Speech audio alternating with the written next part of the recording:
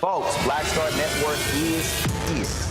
Oh, no punches! I'm real revolutionary right now. Black power. Support this man, Black Media. He makes sure that our stories are told. Thank you for being the voice of Black America, Roland. Stay black. I love y'all. All momentum we have now, we have to keep this going. The video looks phenomenal. See, this difference between Black Star Network and Black-owned media and something like CNN. You can't be Black-owned media and be scared. It's time to be smart. bring your eyeballs home. You dig?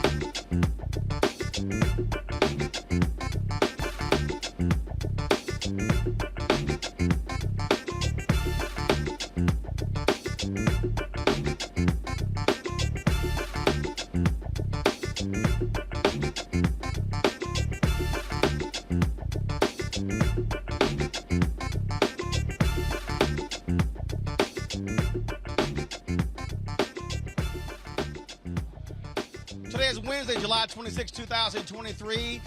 Coming up on Roll Up Martin Unfiltered, streaming live on the Black Star Network. I'm live here in Dallas for the 97th Annual General Convention of Alpha Phi Alpha Fraternity Incorporated. Breaking news, Alphas announced they are pulling out of Orlando in the 2025 convention due to the racist actions of Florida Governor Ron DeSantis. We'll tell you about that and the implications in calling for other black organizations to do the same.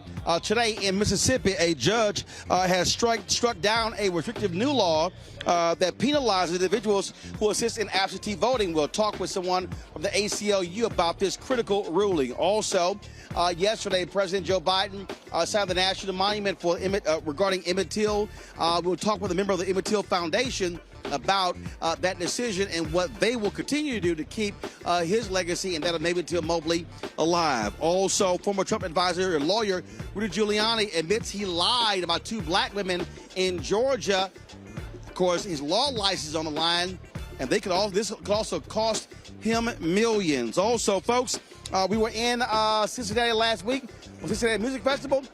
We talked to Jodeci. We'll have that in it for you as well. It is time to bring the funk on Roland Martin Unfiltered on the Black Star Network. Let's go. He's got it. Whatever the biz, he's on it. Whatever it is, he's got the scoop, the fact, the find. And when it breaks, he's right on time and it's rolling. Best believe he's knowing. Putting it down from sports to news to politics. With entertainment just for kicks, he's rolling.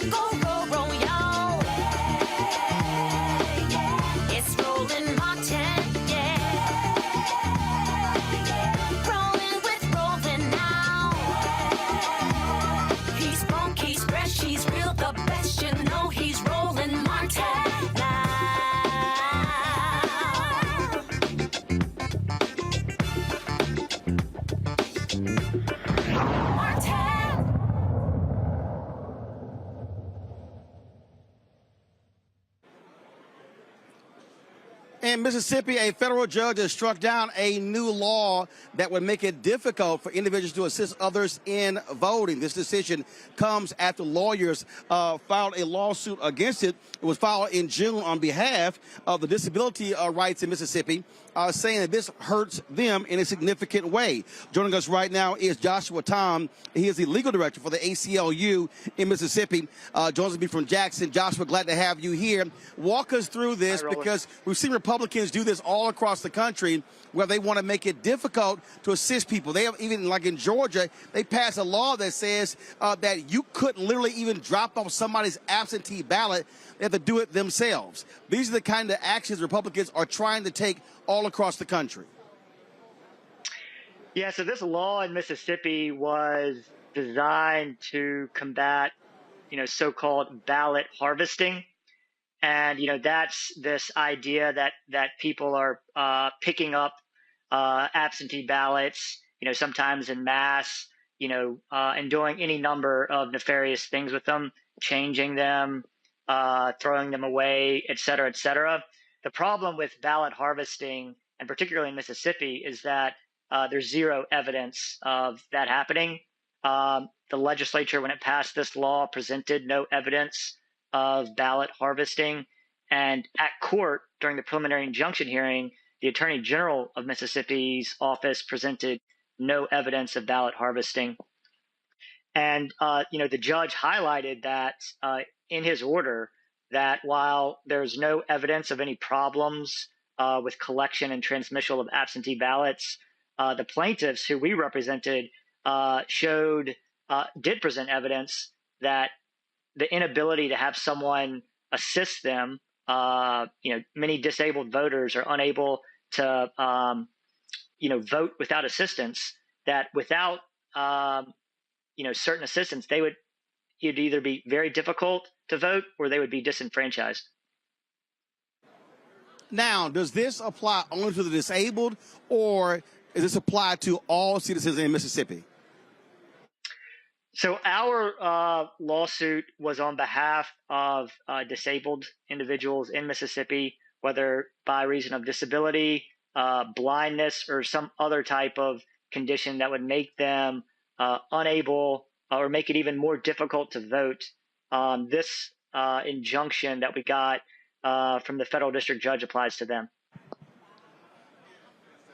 So, are you hopeful that other folks would do the exact same thing? Because again, we are seeing Republicans do this here in Texas, in Georgia, in Florida, in Mississippi, because they want to make it as difficult as possible for folks to vote. They do not want to expand access to the ballot. Sure. Our lawsuit is based on the Voting Rights Act, a certain provision of the Voting Rights Act that says people with certain disabilities can have, quote, the voters, a person of their choice, help them vote. And what Mississippi did is it limited who could assist people turning in and collecting absentee ballots. And the state law was a clear conflict with the Federal Voting Rights Act. To the extent that other states' laws conflict with the Voting Rights Act in a similar way, to the extent that state laws are limiting people's federal voting rights, I certainly encourage them to bring similar lawsuits. All right, then. So are you expecting the Republicans in that state to appeal this decision? We're still waiting to hear. There's been no response from the Attorney General. In my experience, when it comes to the Attorney General of Mississippi defending state laws, they often do appeal. In this particular case, our lawsuit is quite a good one. We have Fifth Circuit precedent supporting our position. And just from a matter of the plain language of the two statutes, we should win. And the judge ruled in our favor, saying we did win based on the plain text. And so, to the extent that the Attorney General does appeal, they have an uphill battle. All right, Joshua Tom with the ACLU. Great job. Keep fighting the good fight. Thanks a lot. Thanks, Roland.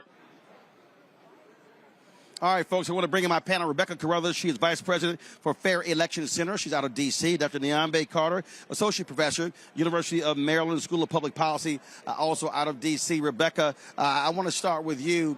Again, we keep seeing this over and over and over again, how Republicans are doing whatever they can to shrink access to the ballot. And this is the thing we keep trying to explain to people. We can't act as if our vote doesn't matter when they're doing all they can to stop folks from voting, even the disabled. Here in Texas, Governor Greg Abbott, who is disabled, who is in a wheelchair, he actually vetoed a law making it easy for the disabled to vote in Texas. Right. We are constantly seeing people are being targeted.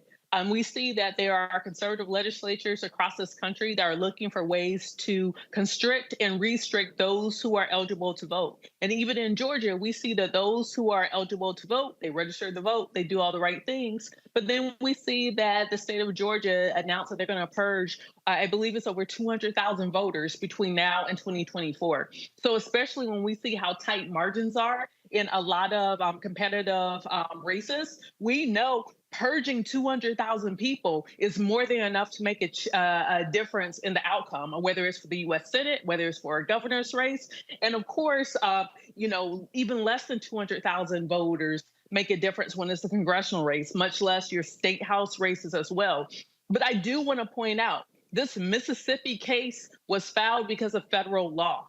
That means that when we have good federal legislation, it is protecting and it is serving as a vanguard to make sure that voting rights are still respected in this country. So we really need to push for Congress to do something to further strengthen the Voting Rights Act, to do something to pass the John Lewis Voting Rights Act. We need something done in Congress before 2024. Niambe, this is a federal judge making this ruling. And for all those simple Simons out there who keep saying that that judges don't matter, these things are not important, hopefully they now understand this is what happens when you have the right type of federal judges making these decisions.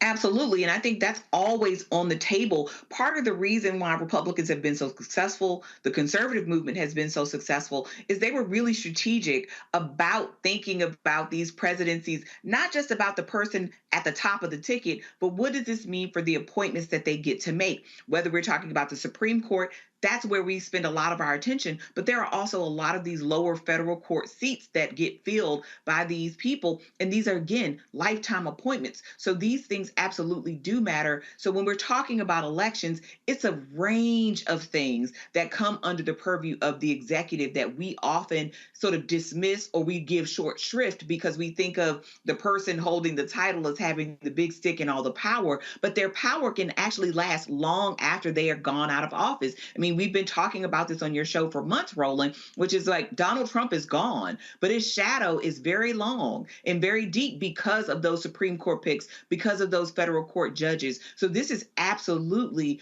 part and parcel of that conversation that has to happen every time we go back to that ballot box, which we're going to have to do again in a few short months, is pick these federal judges, even if by proxy. And Rebecca, to these folks out here, I hear them talking about, oh, Roland, you keep talking about why vote Democrat. Let's remind people, Biden has named more than 100 judges. He has actually been naming judges who were defense attorneys, civil rights attorneys, individuals who have gone straight from fighting for laws right to the federal bench. And so people need to understand, if Biden and Harris is reelected, that's going to give them an opportunity to appoint another 100 to 150, maybe 200 judges, which mean, and look, it's only about 800 to 900 federal judges in the country. You know, and these are lifetime appointments. So I would tell people, look, this is not a Democrat thing. This is not a Republican thing. Do your research. And when you're voting for candidates who have the ability to appoint judges, to vote on judges. So on the presidential, so this is those who are running for president. This also includes those running for U.S. Senate. It matters to understand what is their philosophy when it comes to the appointment of judges. These are lifelong judges. And we're seeing, even from the previous administration, a lot of the judges that Trump appointed were judges who were in their 30s, in their 40s. That means that ostensibly they might have another 50 years of making rulings that are going to impact your life.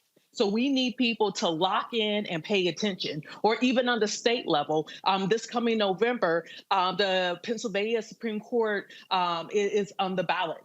And so this is an opportunity for people who are voters in Pennsylvania to determine what type of judges do you want in Pennsylvania that is determining and reviewing state law. So all of these races that impact the judiciary, whether it's on the state level or on the federal level, it matters.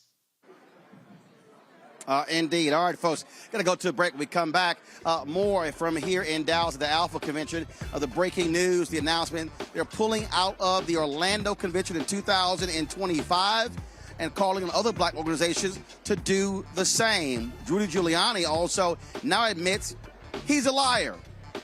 We already knew that. Folks, if you're watching Roland Martin Unfiltered, be sure to download the Black Star Network app, Apple phone, Android phone, Apple TV, Android TV, Roku, Amazon Fire TV, Xbox One, Samsung Smart TV. You can also watch us on Amazon News. Go to Amazon Fire. You can watch our 24-hour streaming channel. You can see us there. You can also see us now on Plex TV.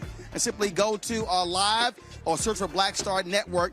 And don't forget, join our Bring the Funk fan club. Your dollars make it possible for us to travel to places like this, covering the news as it happens. And so please, send your check and money order, P.O. Box 57196, Washington, D.C., 20037-0196, Cash App, $, RM Unfiltered, PayPal, R Martin Unfiltered, Venmo is RM Unfiltered, Zelle, Roland at RolandSMartin.com, Roland at RolandMartinUnfiltered.com. We'll be right back.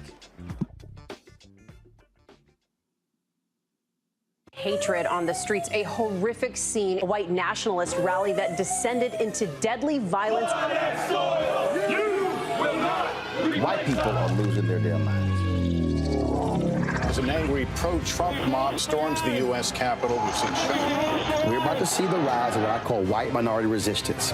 We have seen white folks in this country who simply cannot tolerate black folks voting. I think what we're seeing is the inevitable result of violent denial. This is part of American history. Every time that people of color have made progress, whether real or symbolic, there has been what Carol Anderson at Emory University calls white rage as a backlash. This is the rise of the Proud Boys and the Boogaloo Boys. America, there's going to be more of this. Here's all the Proud Boys, guys. This country is getting increasingly racist in its behaviors and its attitudes because of the fear of white people. The fear that they're taking our jobs, they're taking our resources, they're taking our women. This is white fear.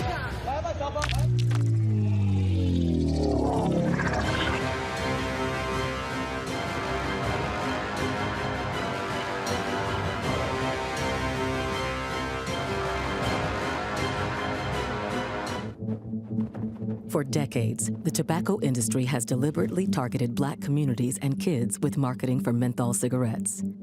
It's had a devastating impact on black health. Tobacco use claims 45,000 black lives every year. It's the #1 cause of preventable death. In the 1950s, less than 10% of black smokers used menthol cigarettes. Today, it's 85%. Ban menthol cigarettes. Save lives. Hello, I'm Jamia Pugh. I am from Coatesville, Pennsylvania, just an hour right outside of Philadelphia. My name is Jasmine Pugh. I'm also from Coatesville, Pennsylvania. You are watching Roland Martin Unfiltered. Stay right here.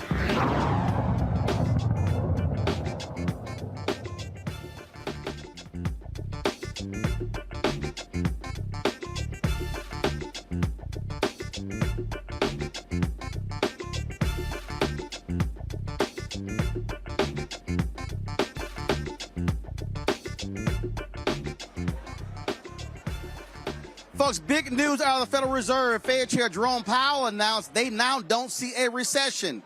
Really? For nearly more than a year, all we have heard from economists, from the Federal Reserve, impending recession. Companies begin laying off people, slashing jobs, pulling back on all sorts of things. Now we see not a recession. Man, I wish my man, Dr. Bill Spriggs, was still alive to be with us. He kept telling us, along with other black economists, not to believe this nonsense. We kept seeing jobs reports come out. We kept seeing the economy do well. And all these folks who were doom and gloom, that's what they all predicted because Republicans were all saying that. Niambi, this is a perfect example of why people, we always say economists are sort of like, meteorologists. They can get the stuff wrong and still keep their damn jobs. Absolutely. And I will say Dr. Spriggs is sorely missed because he was a great colleague and an amazing economist. But listen, I think, I don't know if this will do much to allay people's fears. I mean, the very real thing is that we are paying a lot more for goods than we were paying a few years ago. And I think people still very much feel that. But I think, the evidence is what it is and people's perceptions of what that evidence is what it is. And those things don't often meet. But I do think it at least should bolster public confidence a little bit for people to start making those purchases again. I mean, that's ultimately what this economy has been missing is people buying homes and doing other things. Now, will those interest rates go down probably to the levels they were pre this period? Probably not. But I do think it looks like at least people are stepping out a bit more and willing to commit their dollars in ways they weren't a few months ago, So that seems to confirm this idea that this evidence, right, that the recession that people had forecasted, this sort of doom and gloom, is actually not happening. But see, here's the thing for me, Rebecca, that drives me crazy. They kept pounding this. And so what happened? People were actually believing it. And so it was in every news story. It was on all the business channels, all the cable news channels, the broadcast channels. So folks started freaking out. And so, again, companies started cutting, laying off people. Beginning of the year, all the tech companies. In fact, in the media business, more jobs have been lost this year than media jobs lost during COVID. And so they were scaring the hell out of people. And now we see they're now saying, no big deal, no recession. And to Nyambi's point, here's the deal. We've really been living a lie for the past almost 15 years. Remember, interest rates were cut big time after the housing crisis in 2008. This is 2023. Anybody with any sense should know we were not going to be sitting there at barely, 1% or under 1% interest rate for all of these years. And so at some point, it was going to have to go up. This is where financial literacy matters. And in this country, financial literacy is not taught at any level. You have to go out of your way to understand how this economy works and how finances work. Even if by the classical definition of a recession of, I think it was like 2 months of retraction in the market by over 20% or whatever. I'm not an economist. I don't know that off the top of my head. However, just because we don't meet the classical definition doesn't mean that inflation isn't happening. We know that during the pandemic, there was excess dollars that were printed that was injected into the economy to actually stimulate the economy and get people to spend more in the economy. So we didn't go into a recession during the pandemic. But we do know that when you print more dollar bills, inflation happens. The other thing that we know is that the credit markets are tightening. The standards in order to get a housing loan, the standards in order to get a business loan has tightened up. So this is the only advice I would tell everybody. If you don't need to get a new car this year, don't get a new car. If you need to purchase another vehicle for you or your family, consider getting something used. Right now is the time to save, to educate yourself about the economy, about personal finances. It's not the time to buy just those big ticket items right now. There is something going on, even if we don't meet the classical definition of recession. Well, here's the deal at Nyambi. That's what's happening. The reality is, and we've done this on the show before, and that is in the last decade, fewer houses were built in the last decade since the 1930s. So part of the problem with that housing crisis with 2008, from 2010 to 2020, number of houses built were way below what we needed. We're now in a massive housing shortage. You also have private equity who've been buying up a lot of those homes, those so-called toxic assets, and now they're forcing people to pay higher rents. But two, and this is where the Biden administration should be pounding this home every day. They should be blasting all of these companies, because you mentioned rising prices. The rising prices, which is why inflation was high, is because these companies were price gouging. They were all talking about, record earnings. And so they were jacking up the prices unnecessarily. The supply side, in terms of that shortage of goods, has actually leveled off. We're now getting out of that. If prices are still high, it has nothing to do with shortages. It has to do with corporate greed. Well, and I think we're seeing this across industries. I mean, right now there's a writers and actors strike, right? And that's also about these studios doing the same thing and trying to, line their pockets while, undercutting everyone else. And I think you talked about everyone from gas to airlines.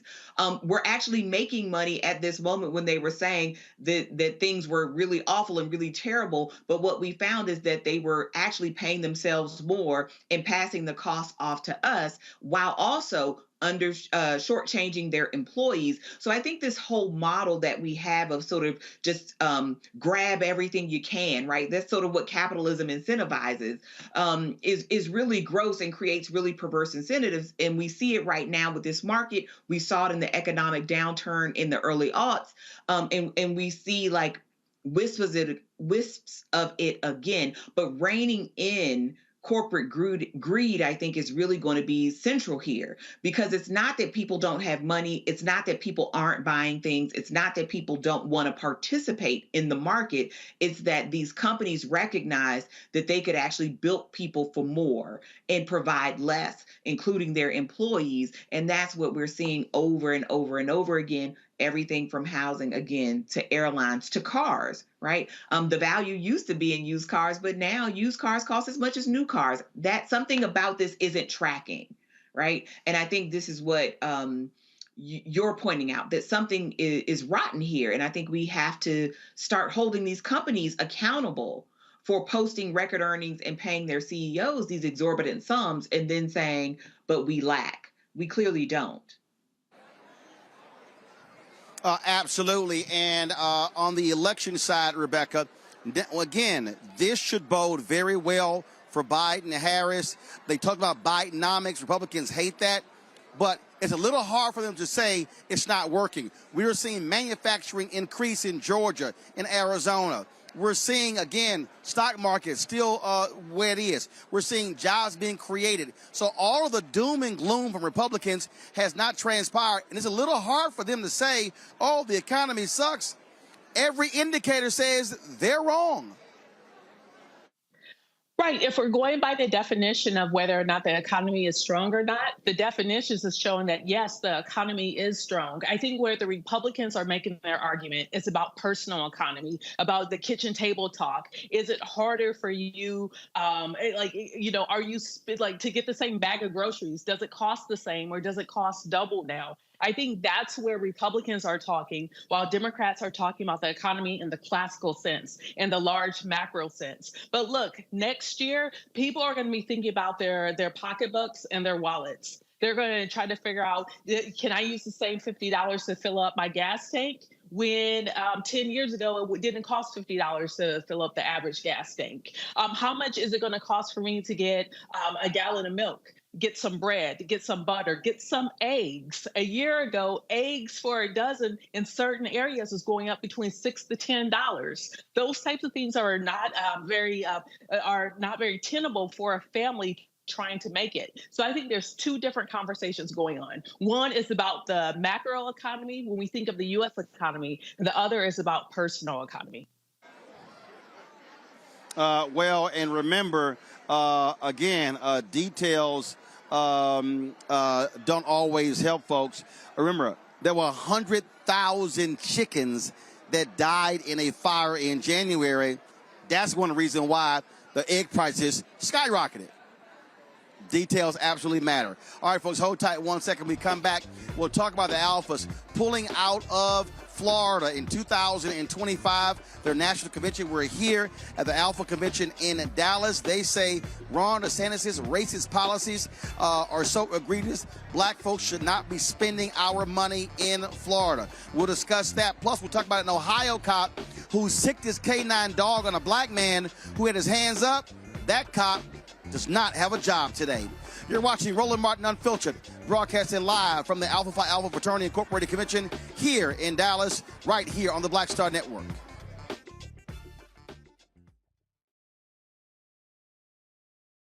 When you talk about blackness and what happens in black culture, we're about covering these things that matter to us, speaking to our issues and concerns. This is a genuine people-powered movement. There's a lot of stuff that we're not getting. You get it, and you spread the word. We wish to plead our own cause.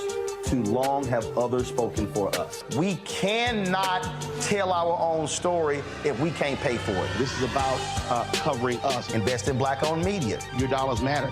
We don't have to keep asking them to cover our stuff. So please support us in what we do, folks. We want to hit 2,000 people, $50 this month, raise $100,000. We're behind 100,000, so we want to hit that. Y'all money makes this possible. Check some money orders. Go to P.O. Box 57196, Washington, D.C. 20037-0196. The Cash App is $RM Unfiltered. PayPal is R Martin Unfiltered. Venmo is RM Unfiltered. Zelle is roland@rolandsmartin.com.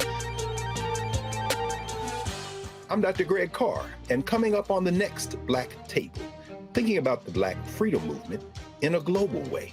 Dr. John Monroe joins us to discuss his book, The Anti-Colonial Front, which maps the social justice movement in the United States and its impact internationally, from Asia to Africa, and how movements like anti-communism were used to slow down racial equality, like critical race theory today. Critical race theory today, communism back then, that's essentially mobilized to shut down any challenges to a given system of power. Connecting the civil rights movement to colonialism on the next Black Table, exclusively here on the Black Star Network. Hi, I am Tommy Davidson. I play Oscar on Proud Family, Louder and Prouder. I don't play Sammy, but I could. Or I don't play Obama, but I could. I don't do Stallone, but I could do all that. And I am here with Roland Martin on Unfiltered.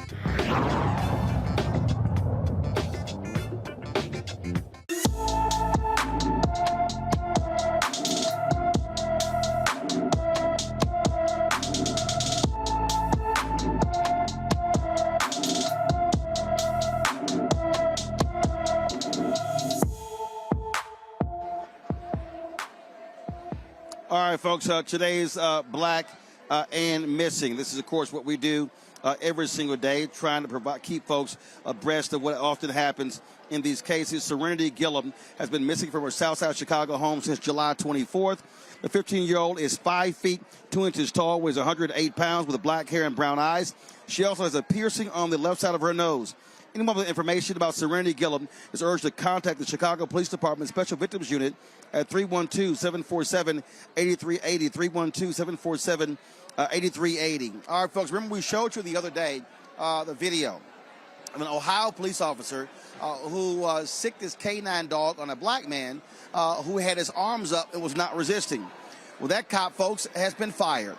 Circleville Police Department officer Ryan Speakman did not follow protocol when he released the canine on the victim, who had his hands raised during the attack. This is a statement from the police department. The Circleville police officer Ryan Speakman's actions during the review of his canine apprehension of suspect Jadarius Ross on July 4th show that Officer Speakman did not meet the standards and expectations we hold for our police officers. Officer Speakman has been terminated from the department effective immediately. Jadarius was driving a semi-truck allegedly missing a left rear mud flap. Troopers attempted to pull him over, but he failed to stop. During the police chase, he called 911 and told dispatchers the officers were trying to kill him. He did not feel safe pulling over. The chase ended when tire deflating devices were used, and Ross was ordered to exit the vehicle with his hands up. The Ohio Patrolmen's Benevolent Association has filed a grievance on behalf of Speakman, saying he was fired without cause. Like, really? How in the hell is without cause, Niambe? If you have certain protocols, he didn't follow them. This is what happens with these unions. They will protect these cops regardless of whatever they do. Well, I mean, again, this is yet another case of believe me, not your eyes. I mean, this man was clearly not resisting. There was no danger to the officers. There was nothing that was happening that would have caused them to sick this dog on this man. But we've seen it time and time again where an officer only has to say that I was scared or I had a reasonable suspicion that this person was a danger to me, and then whatever amount of force that they use is perfectly fine. And nothing about this was in any way trying to neutralize the threat. The threat was neutralized at that point, whatever that was. I mean, beyond the fact that this man was black, there was no reason for this dog to be brought into these circumstances. I mean, you see the amount of force that was just around this man. So without the addition of the dog, you know, this man was not a threat. And here we are yet again talking about the same thing. And I think you said it right the first time, Roland, which is we have these police unions, which are very powerful and have no compunction about defending these people, no matter how gross their actions, no matter how dangerous, no matter how sickening. And so this man being fired was the first step to making this right for Mr. Rose. Well, I tell you, Rebecca, again, first of all, this is fairly fast for a lot of these folks. For this to happen July 4th, video comes out, and now, of course, July 26th, this cop is fired, but he should have been fired. Again, I mean, this man had his hands up. There was no reason to release the dog attacking this man. We know this was wrong. It should not have happened. It didn't follow standard operating procedures for any law enforcement agency. But there's two things that are very glaringly obvious that we need here. We need a national registry. So when these bad police officers, when these bad sheriffs, when these bad deputies do these bad things and they're fired, there should be a registry so the next law enforcement agency doesn't hire that particular person, because that person has proven they do not have the ability to actually have a gun and a badge. They do not have the ability to be able to pull people over. They do not have the ability to work well with the public. The second thing that's glaringly obvious here is that there has to be some type of police union reform. We are seeing that some police departments are moving in the right direction, albeit slow because it took 20 days. But we're still seeing that there's issues with these police unions who are constantly fighting back, and it seems like they're always on the side of bad actors within law enforcement. All right, folks, so let's now talk about Rudy Giuliani. The liar now admits he lied. In a court filing, he does not contest what Ruby Freeman and Shay Moss accuse him of. that he smeared them after the 2020 election, and he refused to concede his statements caused damage to Moss or Freeman. He still wants to argue his statements about voter fraud in Georgia in the 2020 election were protected speech. Notably, that Freeman and Moss's defamation suit claims they have been subjected to relentless attacks since 2020 when Giuliani and Donald Trump cited them, sometimes by name, to fuel their since-debunked election fraud claims. The poll workers seeking an unspecified amount of damages, claiming Giuliani's actions caused severe emotional distress and put them in danger. At the end of the day, what we're dealing right here are liars. In fact, simple as that, Rebecca. Rudy Giuliani is a liar. He lied repeatedly, and so now he's like, oh, okay, yeah, I admit I wasn't being truthful. But he still wants to argue the results of the election. Dude, give it up. Y'all lied. I hope they take him for millions, and I hope he loses his law license everywhere.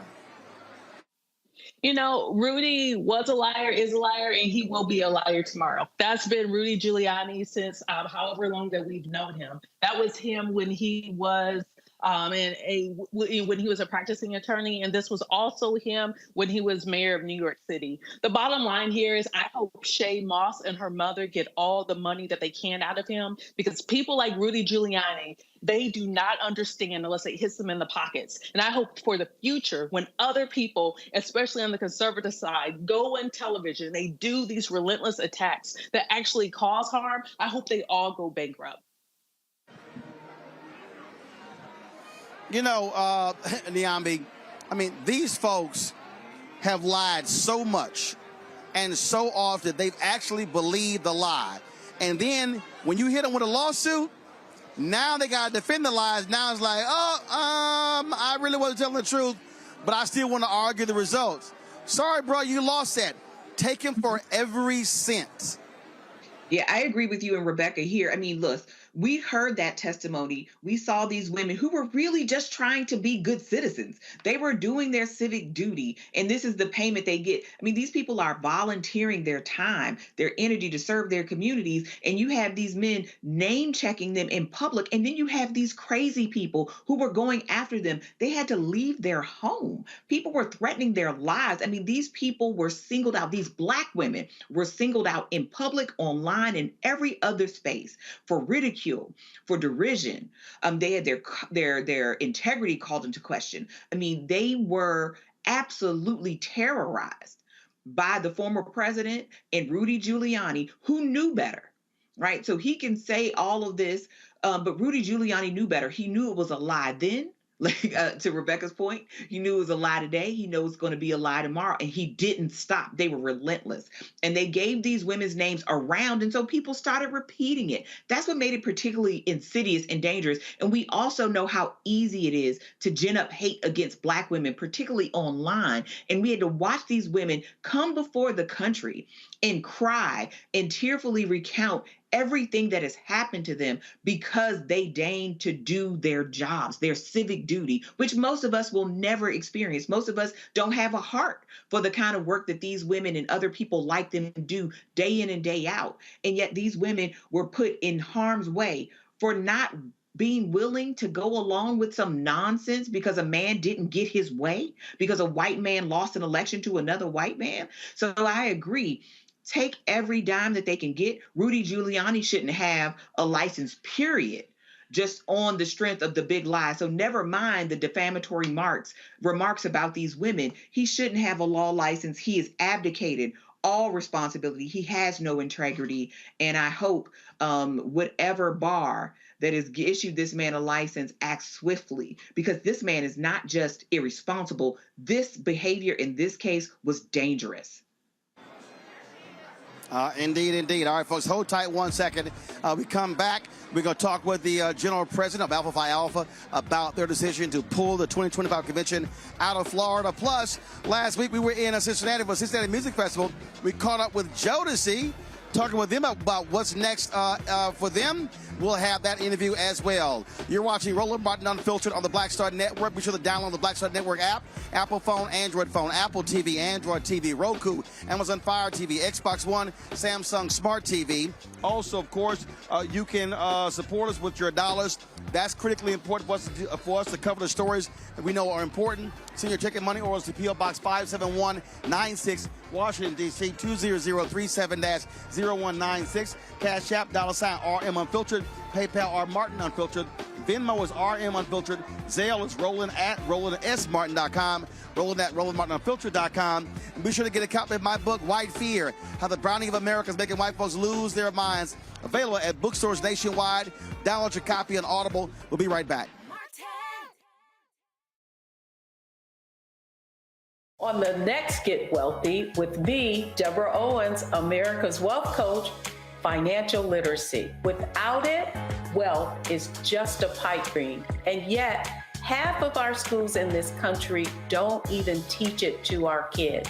You're going to hear from a woman who's determined to change all that, not only here, but around the world. World of Money is the leading provider of immersive financial education for children ages 7 to 18. We provide 120 online and classroom hours of financial education. That's right here on Get Wealthy on Black Star Network.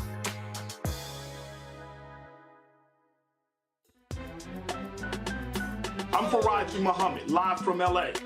And this is The Culture. The Culture is a two-way conversation. You and me. We talk about the stories, politics, the good, the bad, and the downright ugly. So join our community every day at 3 p.m. Eastern and let your voice be heard. Hey, we're all in this together. So let's talk about it and see what kind of trouble we can get into. It's The Culture. Weekdays at 3, only on the Black Star Network. Next on The Frequency with me, Dee Barnes, actress, writer, and advocate Ray Dawn Chong is here to discuss her childhood and break down her life in Hollywood, a show you don't want to miss. Well, even at my peak when I was getting a lot of stuff, as soon as I was working a ton, I heard people whispering, oh, we don't want to pay her because we're giving her a break. Only on The Frequency on the Black Star Network. Hey, it's John Murray, the executive producer of the new Sherry Shepherd Talk Show. This is your boy, Earthquake. And you're tuned in to Roland Martin, Unfiltered.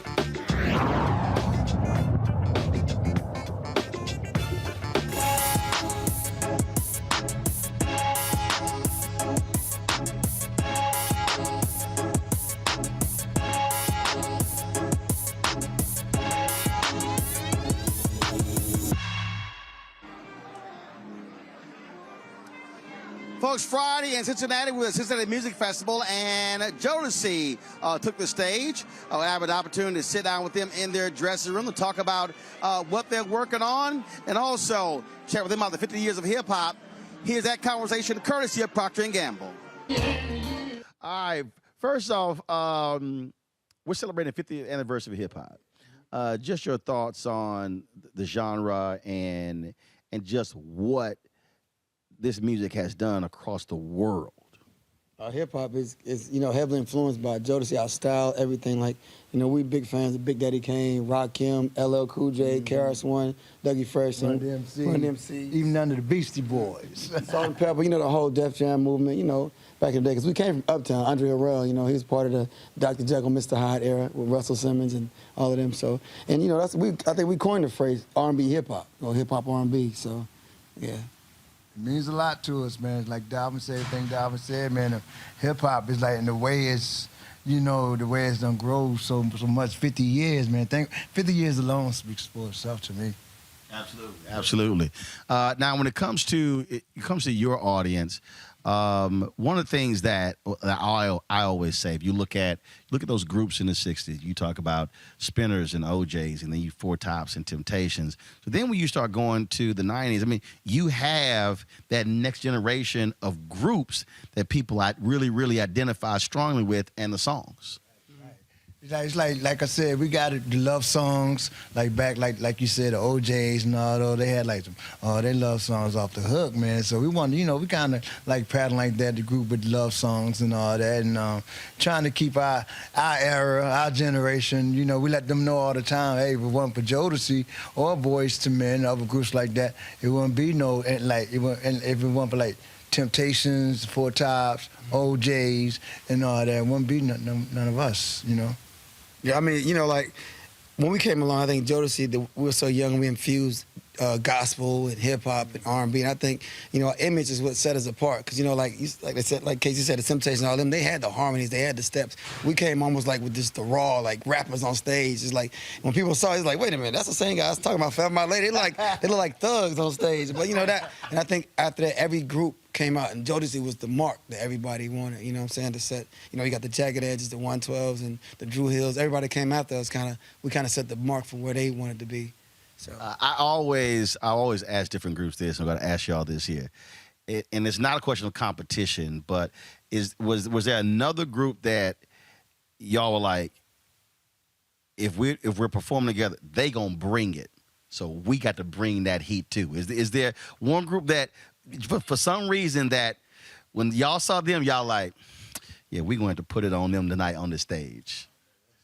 Y'all know, come on, see, y'all trying to be, nah, every artist I ask, and there's always a group where they go, yeah, because Eddie LeVert said it was the Spinners. He said when the Spinners came out, he said, they gave us a run for our money. He said, we know we had to bring it. I'm going to tell you this. I think in the 90s, they put Boys and Men against Jodeci, but it was two different groups. You know, I think we toured with MC Hammer, Jodeci, and Boys and Men, so it was a competition thing. It was almost like Prince and the Time and Purple Rain. So it was always like, you know, they was a little nice guys. It was the bad boys. So it's like then they shows start getting a little raunchy trying to compete with us.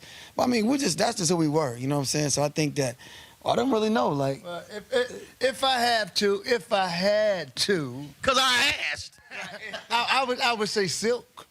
Yeah, you can see. You know what I'm saying? I would say Silk, cause Lil G and John, man, Lil John, yo, they push it on. I be listening to their records, man. I be like, yo, man, they killed that. But yeah, I would say Silk. Absolutely. Y'all done a lot, but I gotta ask you this here: when you look at that crowd today, and when you still see folk who were your age listening to it, but then you got another generation listening to it, how does that make you feel?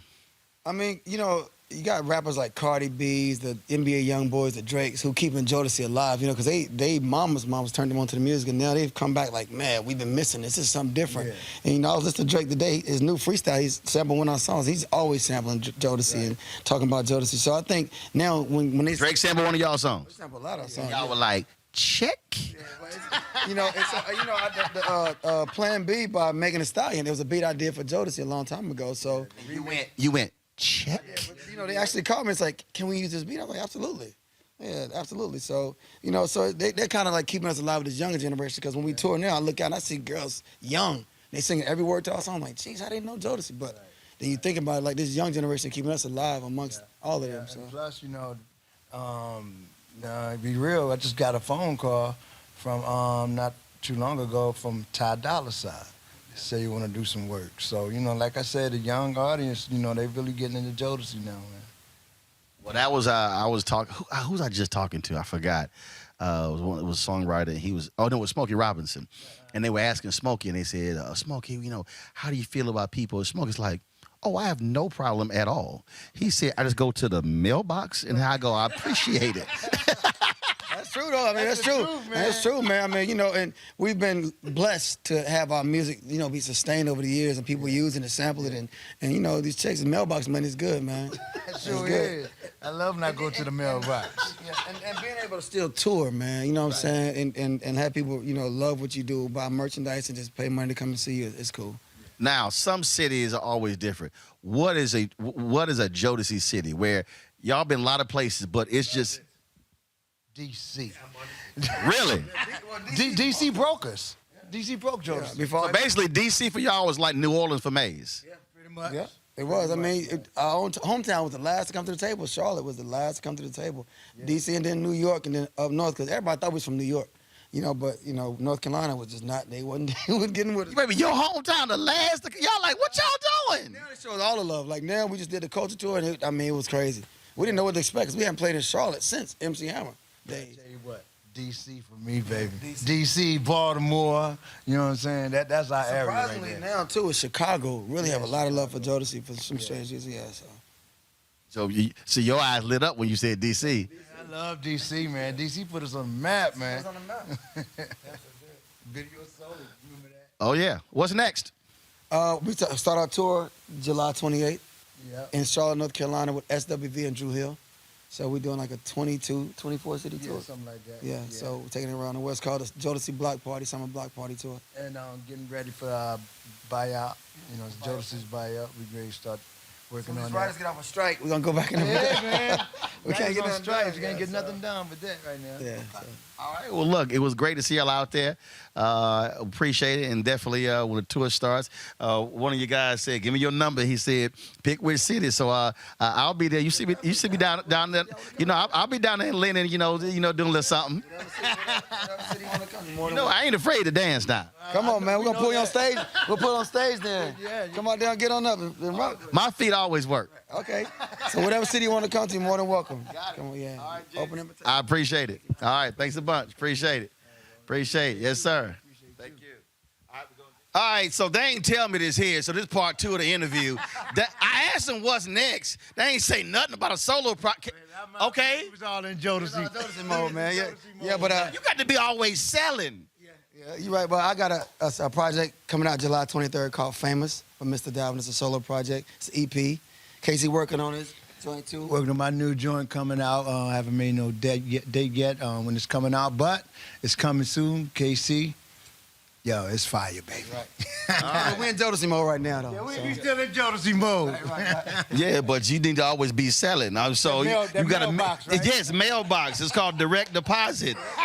It's called Cash App, Zelle, PayPal, Venmo. You got that right. You got that right, bro. Thank you, brother. Appreciate it, man. All right. All right, folks, tomorrow, all this weekend, next week, we'll have more from the Cincinnati Music Festival, courtesy of Procter & Gamble. And when we come back to Dallas to the Alpha Convention, I'll be chatting with the Alpha President, General President Brother Willis Lonser, about their decision, our decision, to pull out of Florida in 2025 for the National Convention. You're watching Roland Martin Unfiltered on the Black Star Network.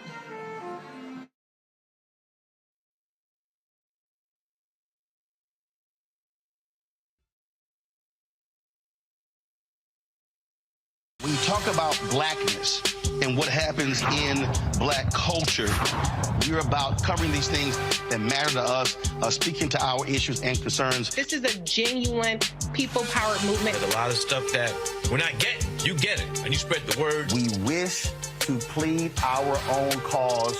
Too long have others spoken for us. We cannot tell our own story if we can't pay for it. This is about covering us. Invest in black-owned media. Your dollars matter. We don't have to keep asking them to cover our stuff. So please support us in what we do, folks. We want to hit 2,000 people, $50 this month, raise $100,000. We're behind 100,000, so we want to hit that. Y'all money makes this possible. Check some money orders. Go to P.O. Box 57196, Washington, D.C. 20037-0196. The Cash App is $RM Unfiltered. PayPal is R Martin Unfiltered.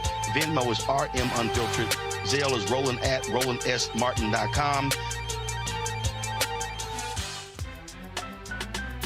I'm Faraji Muhammad, live from LA. And this is The Culture. The Culture is a two-way conversation. You and me. We talk about the stories, politics, the good, the bad, and the downright ugly. So join our community every day at 3 p.m. Eastern and let your voice be heard. Hey, we're all in this together. So let's talk about it and see what kind of trouble we can get into. It's The Culture, weekdays at 3, only on the Black Star Network. Next on The Frequency with me, Dee Barnes, actress, writer, and advocate Rae Dawn Chong is here to discuss her childhood and break down her life in Hollywood, a show you don't want to miss. Well, even at my peak when I was getting a lot of stuff, as soon as I was working a ton, I heard people whispering, oh, we don't want to pay her because we're giving her a break. Only on The Frequency on the Black Star Network. Hello, we're the Critter Fixers. I'm Dr. Bernard Hodges. And I'm Dr. Terrence Ferguson. And you're tuned in to Roland Martin Unfiltered.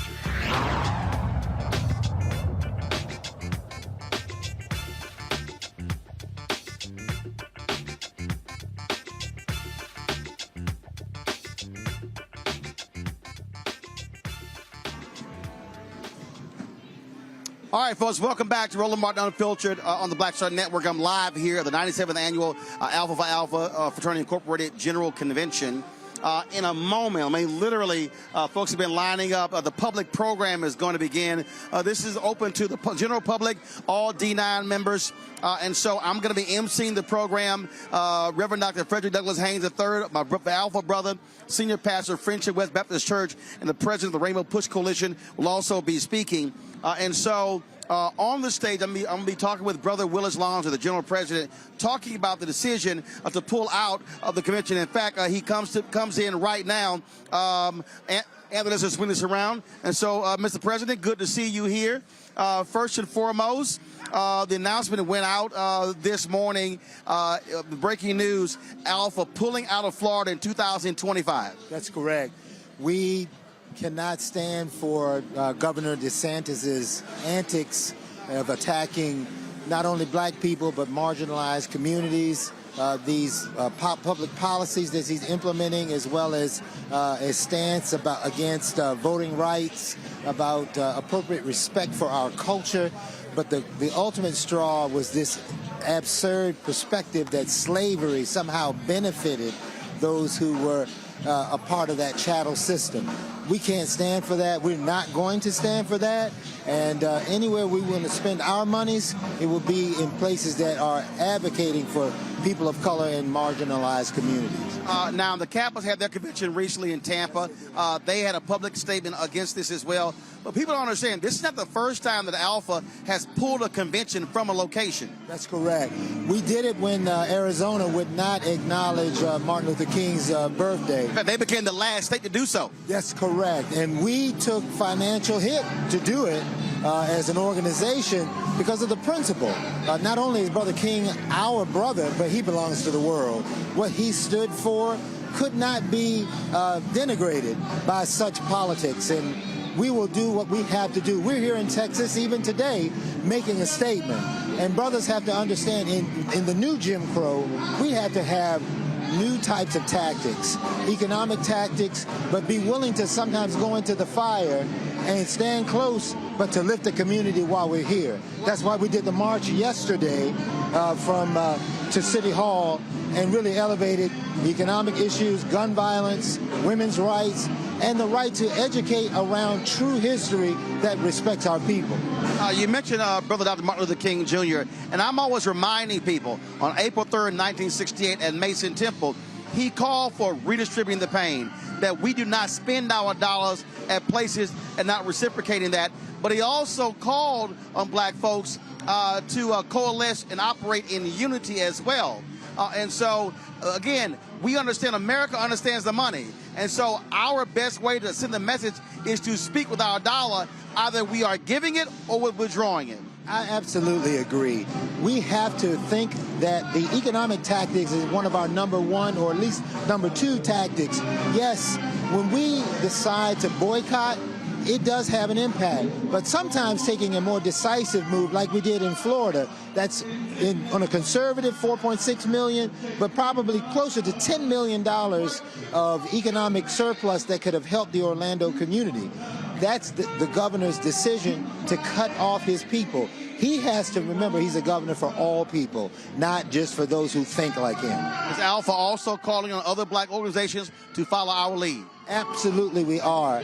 We have been working in concert with the Divine Nine. Trust me, where the Omegas are, the Kappas are in Florida, they will have tactics, I'm sure, as I've talked to their leaderships, respectively, to handle and address their concerns and making sure that the public knows that they've made a commitment to be there and they want to economically be in a positive manner for their organization. No one should take on and make a poor business decision because of political antics. However, to be silent would be the travesty, and they won't be silent, I'm sure. Also in September, and our current chairman of the Council of Presidents, Sister Rashida Liberty, the International Grand Basilisk of Sigma Gamma Rho, has been helping all of us to culminate that. But I also, in the September at the CBC, will become the chairman of the Council of Presidents. And I can assure you, we will continue to push this message as well as our voter education and empowerment so that in 2024, we will be effectively doing an interorganizational alignment. For example, the United Supreme Council of the Scottish Rite Masons, the northern jurisdiction. Sovereign Grand Commander Blaise Moore has already committed to align with the Council of Presidents as we build an inter-organizational coalition. We just picked up, as you well know, Brother Dr. Freddie Haynes becoming the president and CEO of Rainbow Push Coalition. Trust me, even if if Reverend Jackson was there, we know they would be with us. So this is what we have to do moving forward and think a broad community approach. Well, and the thing is, this is not just D9. We're talking about D9. We're talking about, yes, Masons, Links. We're talking about numerous black organizations, NAACP, Urban League, others considering going to Florida places. If all of a sudden 10, 20, 30, 50, 100 black organizations say, Florida, you're off limits, we're now talking about 1, 2, 3, 4, 500, $500 million. Exactly. Your scoring point is absolutely right on. And I'll tell you, that's where we have to hit these folks, is in an economic pocket. I'm also looking to help bring Brother Mark Morial and the Urban League into the integration with Brother Johnson from the NAACP, so we can have a multi-pronged approach as the D9 together, but also just doing an interspread between the black community and its leadership. It's time for us to shake ourselves from the fear of what was and take back that fear and move us forward. Certainly, when we take 2 steps forward, they try to tell us we'll go back 20 steps. But at the end of the day, we need to be in a fighting mode. And as I have said recently in Washington, D.C., until the incorruptible put on incorruption, and those who are immortal put on, the mortal puts on immortality, which means when Christ comes, that's when we'll see the difference. Until then, we need to fight, and we need to be in a posture for fighting. So I know we got the public program. You got to be there. I got to MC it. So both of us got to get in there. We'll appreciate it. And, of course, we're live streaming the public program as well, so people will be able to hear more about all of this. We appreciate it. Thanks a bunch. Niambi and Rebecca, I just want to get your thoughts on what Brother President just said. Again, using the economic dollar and withdrawing it from Florida. Rebecca, you first. So I'm a member of Alpha Kappa Alpha Sorority Incorporated and also the Links Incorporated. So I definitely hope my leadership also figures out what we could do to stand in solidarity. I'm also concerned about our undergraduate chapters in Florida because we know this governor is attacking college campuses and defunding diversity, equity, and inclusion, as well as defunding student activities and student organizations that promote Black folks. So I'm concerned with what's going to happen to the future of our undergraduate chapters in Florida in this current climate. Niambi, again, I'm always referencing that MLK speech at Mason Temple. And all too often, people keep focusing on the end of the speech when he talks about, I've been to the mountaintop. But it's the other 41 minutes where he's talking about black people moving as a collective, where he name-checked companies to boycott. And so people need to understand, this is literally, if Dr. King was alive today, this is exactly what he would be saying black groups should do.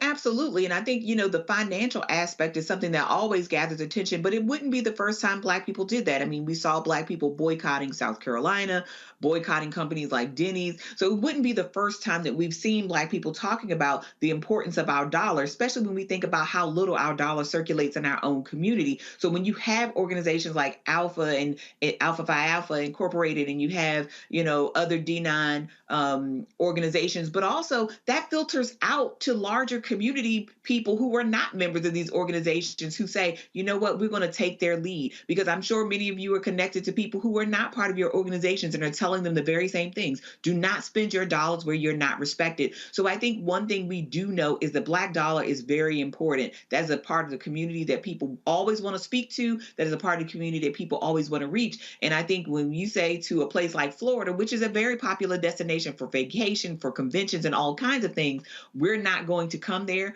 We're not going to spend our money there, even if it does cost us in the short term. Then that is something that they will wake up to, because as even Rebecca noted, many of her sorors and other young people who are currently in Florida, there are some who might stay, but there are others who are very brilliant and very talented who are going to take their place elsewhere where they feel that it is more hospitable. So we have to think about the sort of other kinds of effects that this can have downstream when you have such retrogressive policies in place. Indeed. Rebecca, Niambi, I appreciate both of y'all joining us. Thank you so very much. Folks, this is not it for us. I'm about to actually head into the public program, MC the program. We'll be carrying that live right here on Roland Martin Unfiltered and the Black Star Network. So I want to thank everybody for joining us. And so, y'all, don't turn away. We got a great program for you. We got a packed house as well. And you do not want to miss this Alpha Phi Alpha public program. Again, I'm the MC. Pastor Freddie Haynes is going to be speaking. We got other folks who are going to be speaking as well. So we look forward to a dynamic conversation right here on the Black Star Network. I'll be back in a moment.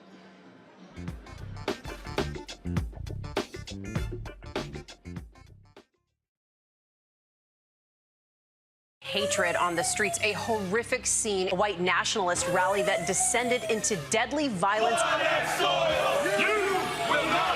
White people are losing their damn minds. As an angry pro-Trump mob storms the U.S. Capitol, we've seen shooting. We're about to see the rise of what I call white minority resistance. We have seen white folks in this country who simply cannot tolerate black folks voting. I think what we're seeing is the inevitable result of violent denial. This is part of American history. Every time that people of color have made progress, whether real or symbolic, there has been what Carol Anderson at Emory University calls white rage as a backlash. This is the rise of the Proud Boys and the Boogaloo Boys. America, there's going to be more of this. Here's all the Proud Boys, guys. This country is getting increasingly racist in its behaviors and its attitudes because of the fear of white people. The fear that they're taking our jobs, they're taking our resources, they're taking our women. This is white fear.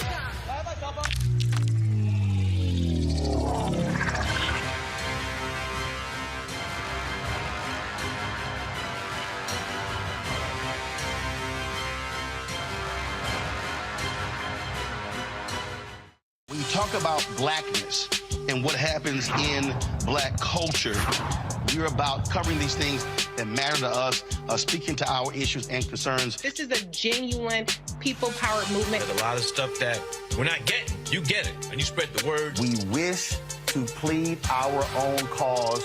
Too long have others spoken for us. We cannot tell our own story if we can't pay for it. This is about covering us. Invest in black-owned media. Your dollars matter. We don't have to keep asking them to cover our stuff. So please support us in what we do, folks. We want to hit 2,000 people, $50 this month, raise $100,000. We're behind 100,000, so we want to hit that. Y'all money makes this possible. Checks and money orders go to P.O. Box 57196, Washington, D.C. 20037-0196. The Cash App is $RM Unfiltered. PayPal is R Martin Unfiltered. Venmo is RM Unfiltered. Zelle is Roland at RolandSMartin.com. Next on The Frequency with me, Dee Barnes, actress, writer, and advocate Ray Dawn Chong is here to discuss her childhood and break down her life in Hollywood, a show you don't want to miss. Well, even at my peak when I was getting a lot of stuff, as soon as I was working a ton, I heard people whispering, oh, we don't want to pay her because we're giving her a break. Only on The Frequency on the Black Star Network. Black Star Network is here. I'm real revolutionary right now. Support this man, Black Media. He makes sure that our stories are told.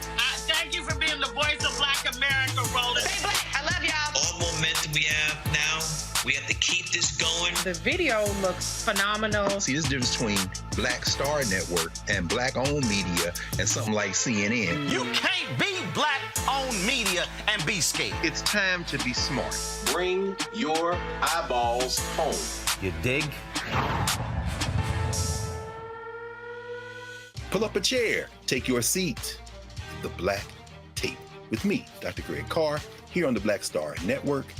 Every week, we'll take a deeper dive into the world we're living in. Join the conversation only on the Black Star Network. All right, folks, as Alpha's leadership was planning this year's convention and brainstorming about how to host a public program that would allow us as men of Alpha Phi Alpha to honor community service, to engage in a discussion about the social ills impacting us individually and collectively, and to outline an agenda for the future, an idea was birthed.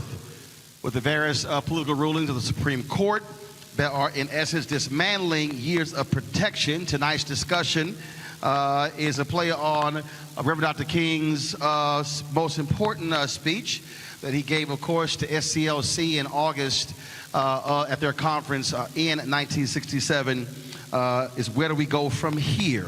So this session is called Politics 2023, where do we go from here? Our panelists, let's bring them up. First and foremost, Siobhan Arlene Bradley, President and Founding Principal of Reach Beyond Solutions, LLC, a strategy and innovation consulting firm designed to expand the leadership and strategic capacity of government, corporation, foundation, and nonprofit partners based in Washington, D.C.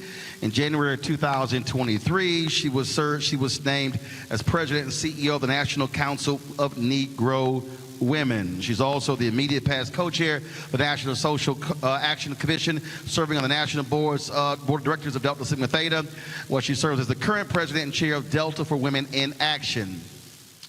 Next up on our list, folks, if you're from Dallas or anywhere, you know he needs no introduction. He is our second panelist. He is a prophetic pastor, passionate leader, social activist who is engaged in preaching the gospel of Jesus Christ. He has devoted his life to economic justice and empowerment in underserved communities and is helping to transform the lives of the disenfranchised. He is the senior pastor of Friendship West Baptist Church in Dallas and the new president and CEO of the Rainbow Push Coalition, Reverend Dr. Frederick Douglass Haynes III.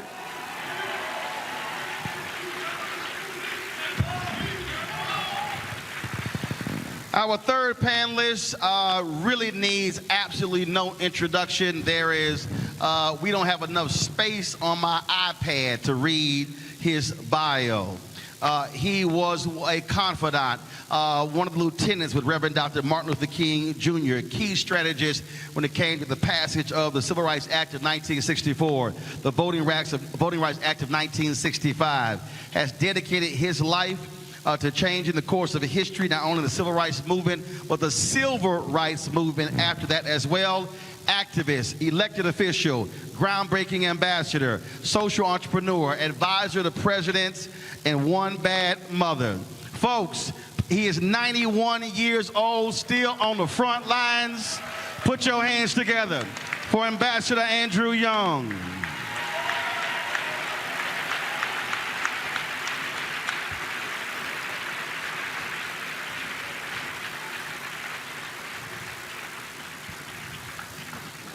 I want to first start off with this. April 3rd, 1968, Dr. King is speaking at Mason Temple, and he is talking about, and unfortunately too many of us, Ambassador Young, we only focus on the mountaintop part, but that was a 43-minute and 16-second speech, and we keep ignoring the other 41 minutes. Shame on us. In that speech, Dr. King talked about redistributing the pain. He name-checked companies to boycott. He talked about supporting black businesses. I want to get your thoughts initially on Alpha making the decision not to hold its next convention in Florida as a result of the racist policies of Florida Governor Ron DeSantis. I'm sorry you put me on the spot on that one, because I don't like to run from segregation. I don't like to run from evil. We ran to Birmingham because it was a hellhole. And we kind of straightened it out a little bit. And out of the suffering and the struggle in Birmingham, we got the 1964 Civil Rights Act.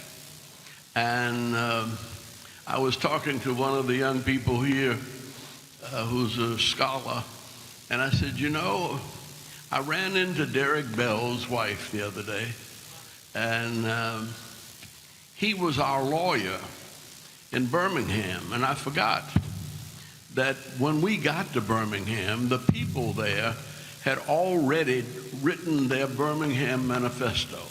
It was a whole list of the things that they wanted and the problems they had.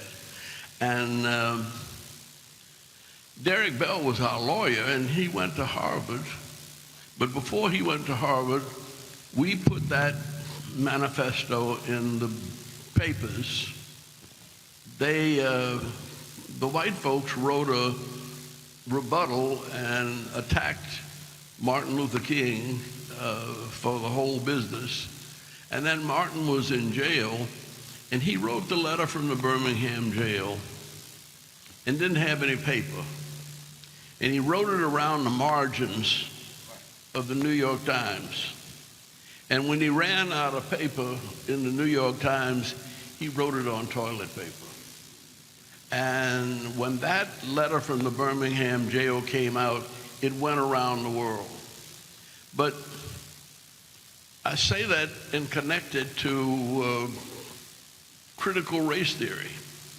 Derek Bell left there and went to Harvard and started talking about critical race theory, but I really think the ideas came from Birmingham, and they came not from Martin Luther King alone, but from Fred Shuttlesworth and all of the preachers and teachers and people, the ordinary saints of rank and file, that by their marching and their suffering and their facing down the dogs gave us an agenda that, frankly, we're doing pretty good with. Now, you should shut me up, but since you didn't, I'm going to say that we took the message from Birmingham, and Martin carried it all over the country and all over the world. But that was from 1963 to 1968. And in 1968, he was taken from us, they thought. But I don't believe he's gone anywhere. And I thank all of you for commemorating his spirit in the Rock there on the Capitol. And because he used to say, out of a stone of hope. Right. And out of the stone of hope, I don't like the idea of a divine nine, because there was nothing divine about Alpha when I joined it in 1950. But maybe that was just the brothers at Howard. But there's something holy and sacred about that statue, and it is a stone of hope that keeps us alive and keeps us going. So I want to thank all of you for your participation in that, and I want you to know that Martin Luther King is more powerful in more places in the world now than he was in 1968. And they did not quiet him. They unleashed his spirit. Right. And the hope that we were singing about and talking about is basically what has carried us through this far. And I tried to carry it on in Atlanta. Well, you didn't. First of all, you didn't try. You succeeded. You didn't try. You succeeded. Well, yeah. But we still. The thing is, the last thing we talked about in New York before he went to Memphis was Harry Belafonte, John Conyers of Michigan, Dick Hatcher of Gary, and myself, and with Dr. King, and everybody said, look, we've got to go beyond marching. We ought not have to get 1,000 people in the street. We ought to be able to pick up and call our senator or our congressman and get them to do it, because we got so far to go and so much to do. Now, that's what we tried to do in Atlanta. And we moved the movement into politics. And we've done pretty good. Just a summary, and then I'll go back on any of the details if you want. I went to visit the Atlanta airport the other day, and I heard that they had broken all the records for every airport in the world. 110 million people had come through there, and 80 million people had gone through Beijing in China. So they're that far ahead of any airport in the world. And so I decided I was going to go see the general manager and thank him. I was shocked, because when I went in there, I didn't see but one white man. And I didn't see but two more black men. It was 7 black women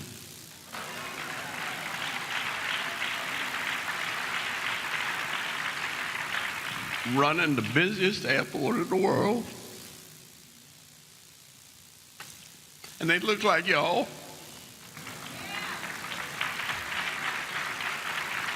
And they came out of your schools and they joined your sororities.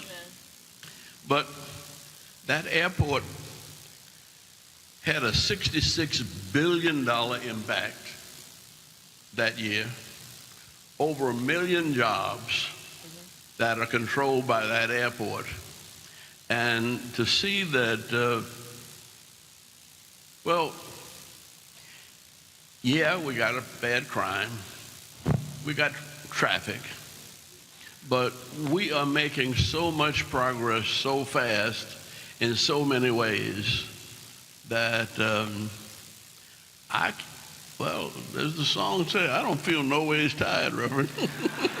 But Pastor Haynes, that's far from where we started from. And Pastor, that's why when we talk about the focus of the money, we look at Operation Breadbasket, which I believe is one of the most underappreciated things that Dr. King did, and the idea came from Reverend Leon Sullivan. But part of that was not just, hey, we want products on the shelves, we want you to invest in black businesses, but if you don't, we are going to withdraw our dollars. We spend more than $1 trillion, but we have to get folks also to respect our dollar, which I believe is part of the reason why Alpha says to Florida, peace be out.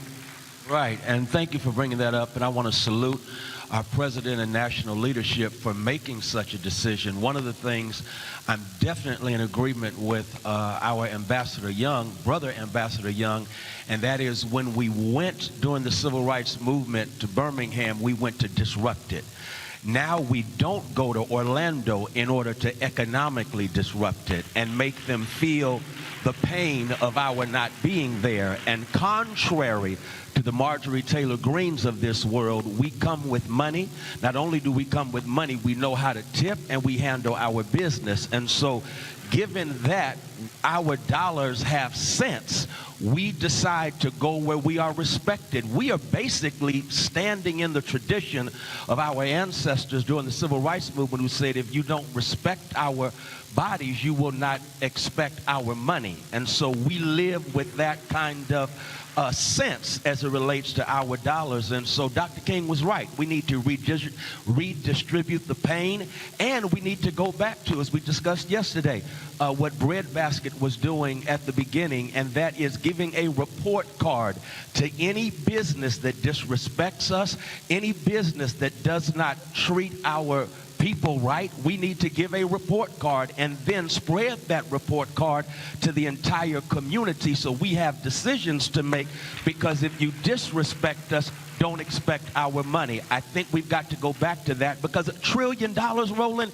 imagine if we withdraw that $1 trillion and then invest it in our own community. We can do some serious building. Siobhan, I'm going back to that speech, and I reference it all the time because really too many people literally have not listened to it, read it. In the exact same speech, Dr. King said black people individually are poor, but collectively we represent one of the richest economies in the world. And he says in there, if we move as a collective, then we can begin to change things. That to me is what we must be talking about if we're talking about Alpha, members of the Divine Nine, but extending that to Links, Prince Hall Mason, Eastern Star, all of these black organizations. If we begin to operate collectively, imagine if 10, 20, 30, 50, 100 organizations say no conferences in Florida. We're going to take our money to places where they respect us. Now all of a sudden folk realize, because trust me, that's what Disney is doing right now. It's setting the standard. First of all, thank you all for having us here. And NCNW actually is in alignment with what you're talking about. One of the things that Dr. Bethune talked about in the founding of NCNW was this idea of the collective context, where there was never going to be a table where black women would not sit together. And we're talking about economic impact. Let's talk about the economic impact of black people in this country. The number one consumer in the world are black people and people of African descent. That's first and foremost. But secondly, you're talking about not investing in Florida. What if 10, 20, 100 organizations got our own convention center? We got our own hotels. We decided to redefine. I want to shout out, I'm a proud Delta, and I'm shouting out my sisters of Alpha Kappa Alpha for the credit union. These are opportunities that make a difference. But here's what I do see. And the Omegas are like, hold up, we had one first. They did. The Omegas and the Sigmas have one. Omegas, y'all might want to chill on that. Y'all had one first. Absolutely. See? The Sigmas too. I know y'all history. And I think the biggest part that we're missing is this public meeting is actually a part of collective history for black people. We have always aligned together. Where white people have done their due diligence is by separating us across the board. So if we begin to start looking at the ways, if somebody comes for an AKA, they coming for me. If somebody comes for a Delta, they really coming for me. If somebody comes for one of my sisters, they're coming for me. If we look at this on the policy side and we decided, hands down, I'm done with this affirmative action stuff, if we would have voted in 2016, that Supreme Court would have looked different. Right? So you're talking about collective action. If we collectively would have gotten out of our seats, and let's talk about it, brothers that are voting for persons, and I can speak on both sides of C3 and C4 because there's partisanship and then there's factual politics. Factual politics says that we did not make the right decisions, and now we see what the Supreme Court has done. And in doing so, in 2024, if we don't wake up and collectively roll to the polls all day long, we will see not only economic disparities raised, but also health care. For every woman in the room, for every preacher in the room that's worried about abortion, it's the wrong issue. The issue is constitutional freedom. Collectively, if we talk about my rights, you can be on any side of any aisle, you can be on any side of abortion, but if you're not on the side of constitutional freedom, you're not on the side of black people, and don't talk to me.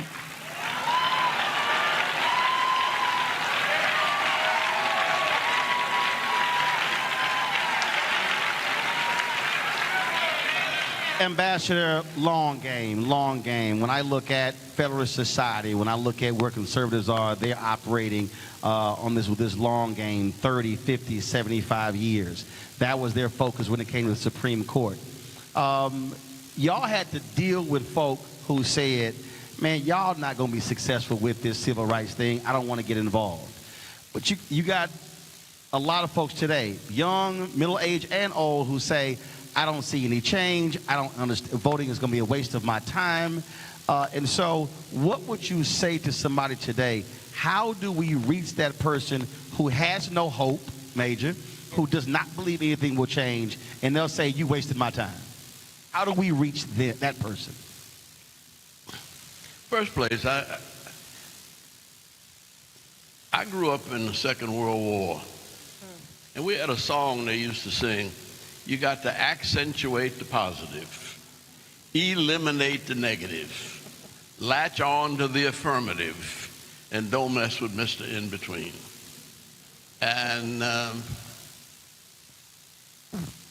it went on to illustrate my last remark, Jonah in the whale, Noah in the ark. What did they do when everything got so dark? They had to accentuate the positive. Now, it's a dark time in some ways, but that's in the news. And the reason I told you about the Atlanta airport, because Atlanta's not dark. I mean, Atlanta is jumping. Atlanta's economy, I'm talking about metropolitan Atlanta now, is $400 billion annually. And so when the baseball team decided that they were going to pull the All-Star game out of Atlanta, they were pulling the All-Star game out of a county that had 3 black women running it and a black sheriff. And I went to him and I told him, you all move too quick, because we need this kind of money coming in here because the change is in process. And they said, well, they couldn't get to us till 2025. And I said, fuck you.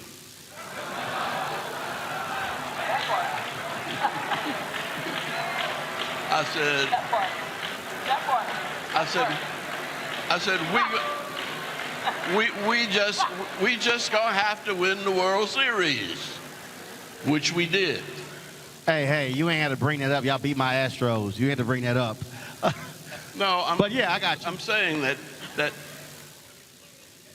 Florida came very close to electing the sister as senator. And we had so much going on that we didn't give her even the same kind of support that we gave Jimmy Carter 40 years ago in Florida. I went to Florida when Jimmy Carter was running because we were trying to stop Wallace. Yeah. And I went to every little county, and it was the fraternities and sororities that met me at the airport. And we mobilized the whole state of Florida. And that's how Jimmy Carter beat Wallace. And that's how I got to the United Nations. And that's how we brought Africa back into the game. Now, I'm not saying it's wrong to pull out, but I'm saying that we are so heavily involved. I don't want anybody boycotting Atlanta right now, because I don't go to a restaurant anywhere that's not half filled with black folk. And the only reason I'm there is somebody with money took me. And I couldn't afford to be in those places. It's like going up here to Syria. I couldn't afford that. And we are making so much progress that we've got to organize what we've got. Mm-hmm. And we're ready to go to the next step. And so I have nothing wrong with protests. I've been jailed a couple of times. And I got my ass beat a couple of times. And I mean, it was a real ass whipping. I got kicked and stomped. And it was in Florida, in St. Augustine. And it was worse than everything that Beta Chapter did to me at Howard.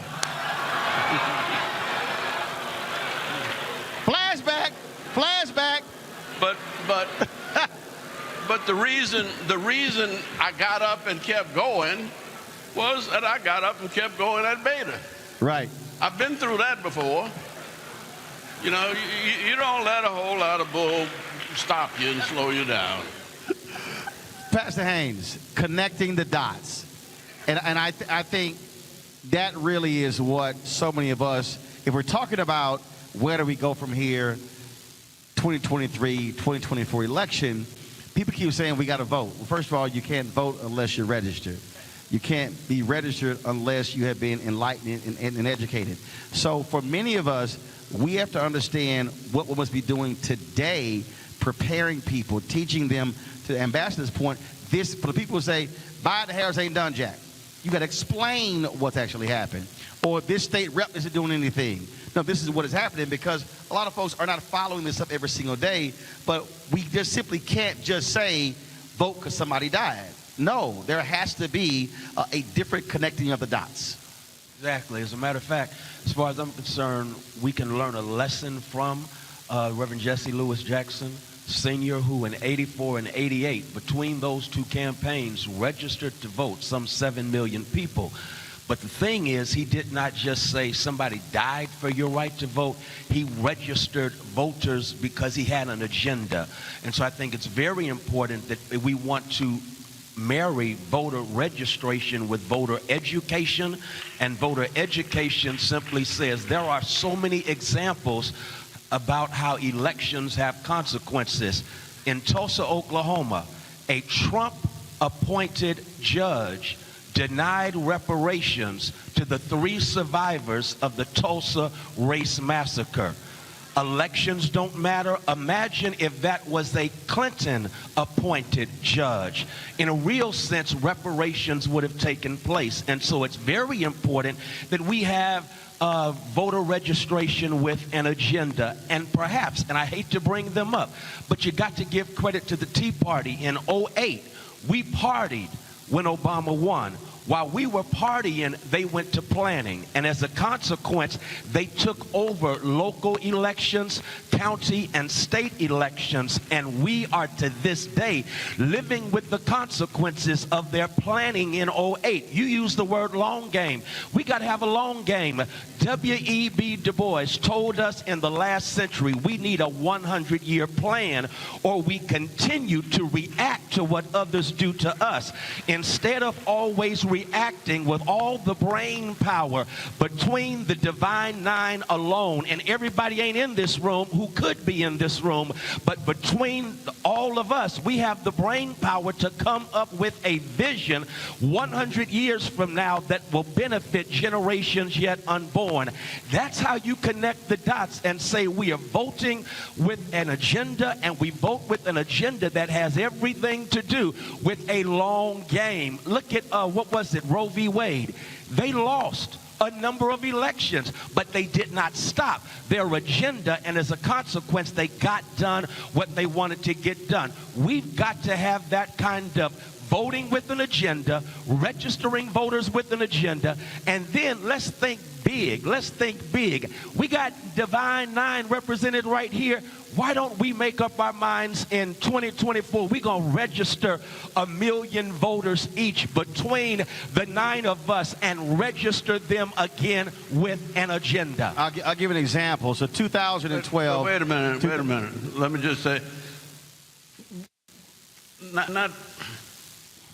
they used to call me the Uncle Tom in the movement because I always looked at the other side. Mm-hmm. Not that one side was wrong, but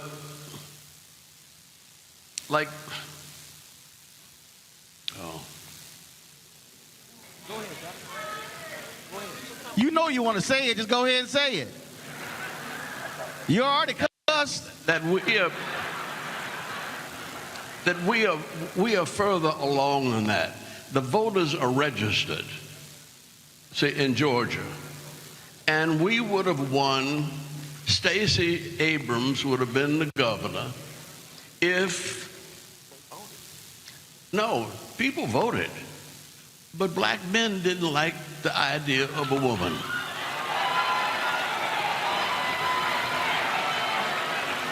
And they would not.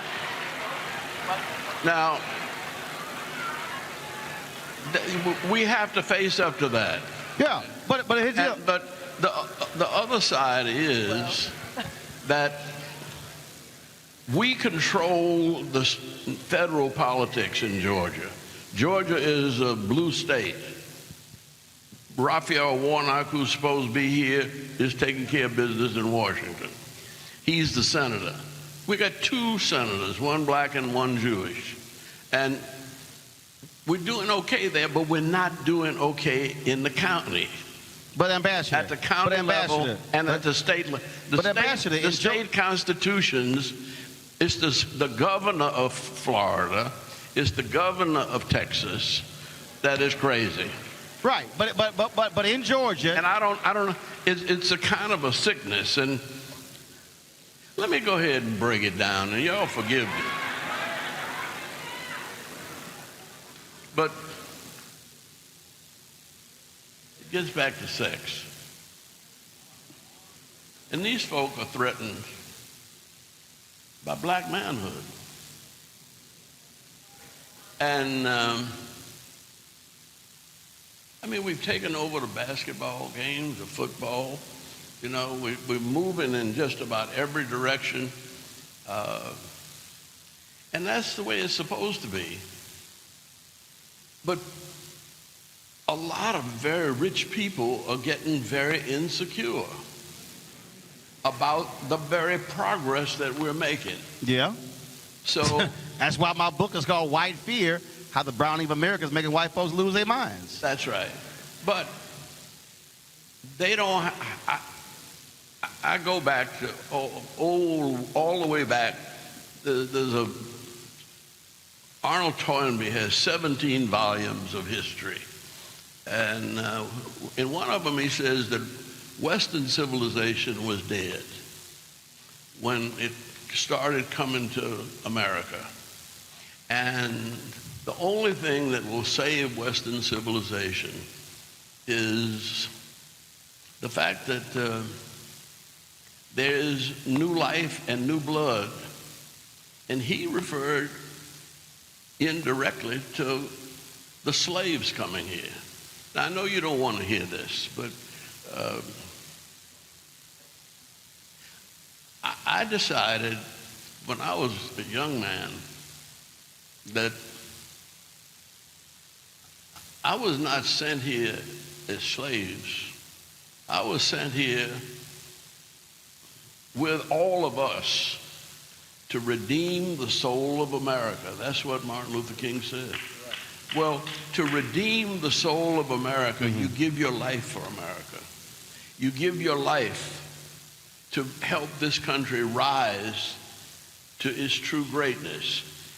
The integration of cultures here is creating another kind of spiritual world order. And it's like Joseph in the coat of many colors. Did his brothers sell him into slavery? He didn't think so, and he was easily to forgive them when they came after the famine. And he understood that God sent him into Pharaoh's kitchen to find a way to get to Pharaoh to save Egypt at that time.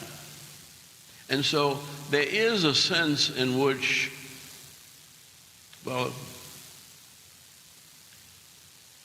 were we sold into slavery? Yes.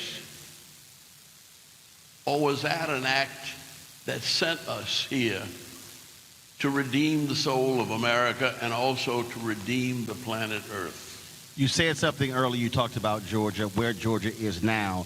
But Georgia didn't get there without mobilizing and organizing. No. When you dropped the registration numbers, when we're talking about... No. We haven't dropped. No. What I mean is, with the automatic voter registration, there were policies put in place that got the folks registered. Here in Texas in 2022, 75% of all young voters 30 and under did not vote. Right now in Louisiana, the registration numbers in Louisiana for black people are significantly low.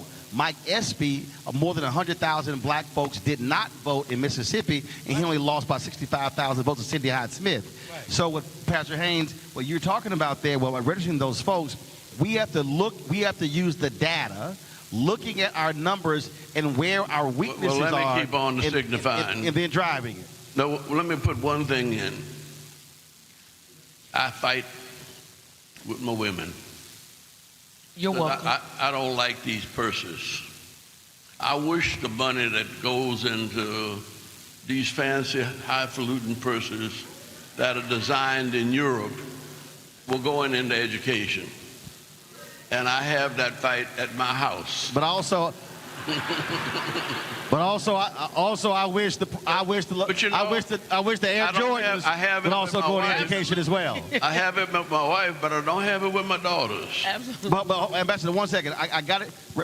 Pastor Haynes, on the mobilization part, we have to be wherever we are, looking at our local numbers to see where the weaknesses are, and then that's where our possibilities lie. Roland, right here in Texas, you have 700,000 unregistered black voters.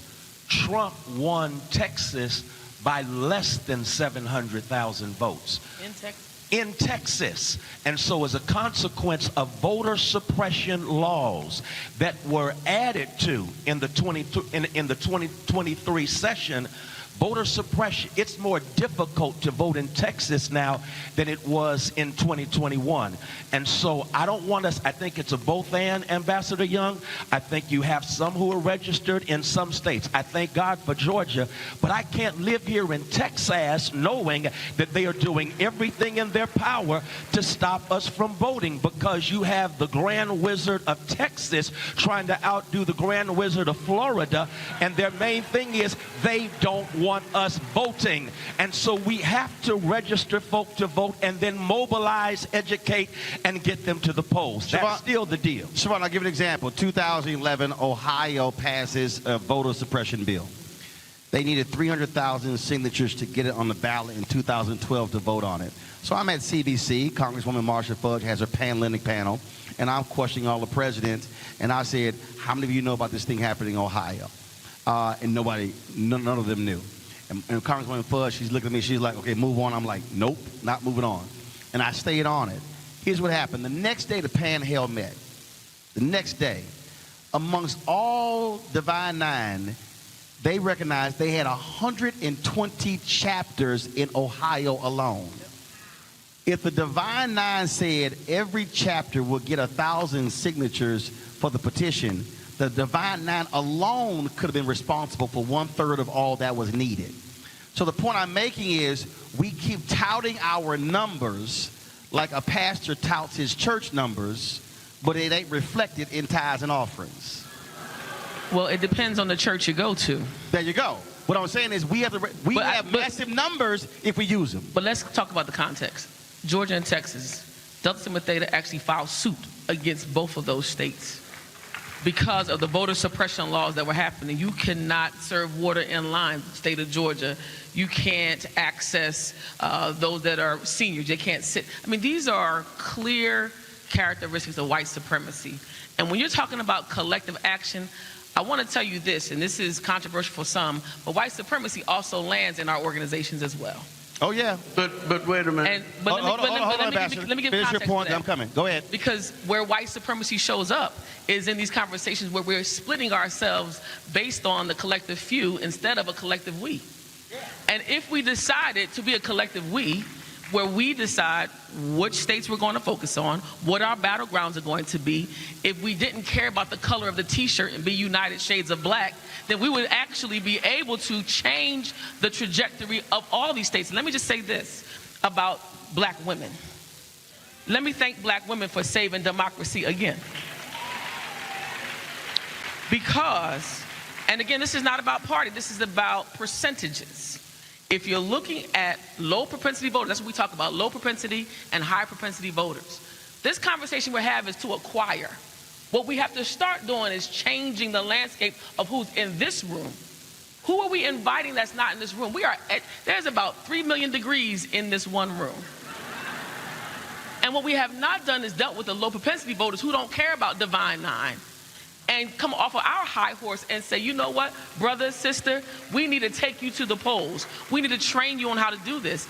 The battleground states, we got to start calling them out. Florida, Georgia, North Carolina, Pennsylvania, Ohio, Michigan, Wisconsin, Arizona. I mean, these are states where black people are. Right. And if we decided to use the VAN system actually calculates not only chapters, but number of low and high propensity voters. Right. And if you understood the difference, the high propensity voters are in this room. We're going to go vote because we were taught to vote. But the low propensity voters are the people that got their pants hanging down and you talking about them when they walk by instead of bringing them to the polls with you. So we got to do our due diligence to identify how we organize. This is the last thing I want to say about this. Black men and black women have to stop fighting too. We have got to change this narrative of them, us. Black women are saving the day, but guess what? Brothers, your 17% needs to be in line with wherever we're all going. Why do we collectively do this as a people and begin to start focusing all of our investments? We've got to invest in communications. We've got to invest in mobilizing on the ground. You said mobilization. You said education. We also got to talk about candidate updates. I want to clarify a myth for this room. Every Divine Nine organization should be hosting candidate forums. It is not against your tax status. That's right. We are all 501c7s mostly in the room. We are able to highlight every candidate that is running in our organizations. You cannot endorse them, but you should be educating your communities about them. And what we have done is we've handcuffed ourselves and said, well, we can't get into that space. And that's the problem. Right. It'll be very risk averse. Yeah. Ambassador? Yeah. In 1972, a couple of things happened. One, I got elected to Congress. I got elected to Congress in a pouring down rain. It rained from 9 o'clock before voting day all day long, and it didn't stop till midnight on voting day. And I said, Lord, why did you drag me out here and leave me? But we had a 73% black turnout of voters. And it was black women in the rain that didn't worry about their hair. They worried about their souls. See? And that's what set Atlanta right. But right, the 73%. I'm saying, no. So with Andrew... But there was another thing that went with that. There's a guy that had a McDonald's operator, Mac Wilburn. Yep. And Maynard Jackson asked him, said, I want to give $1,000 to each county in Georgia that has a black majority population and no black elected officials. And Mac said he was from Arkansas and he didn't feel confident. But he said, can I give it? And that's the first time I ever know a black man that wrote an $18,000 check by himself for those 18 counties that didn't have a black elected official. Now, that's the state. We've been working on the state. We haven't gotten there yet, but we've been working on the state since the 70s. But I want to focus on the 73%. Andrew Gillum runs in Florida. Yeah. Loses by 30,000 votes. Tallahassee Democrat ran a story that showed the top 15 voting counties. 1 through 10 were all red. They voted 65% or higher. You had to get to 50, you had to get to Broward. It was at 57%. Miami-Dade was 54. Louisiana, we ran the numbers in the last election. The black turnout was 38, 35, 32. You won because it was 73. In Chicago, Harold Washington won because it was 85. The problem when we study the numbers, yes, in many cases, some places we are registered, but our percentage is 40, 45, 50. So if we're talking about where do we go from here, Freddie, we've got to, again, study the numbers down to the precinct, and they're all public. You can say in this neighborhood, 38 people voted, but 400 were registered. We should be targeting that neighborhood to get that number to 200 to 300. That's how you change the dynamics and not just keep thinking so large. You got to hit precinct by precinct to get the 73%. Well, we're in different places, but because we can't give water in the line. But we got 11 days that we can vote. See, we have 11 voting days in Georgia.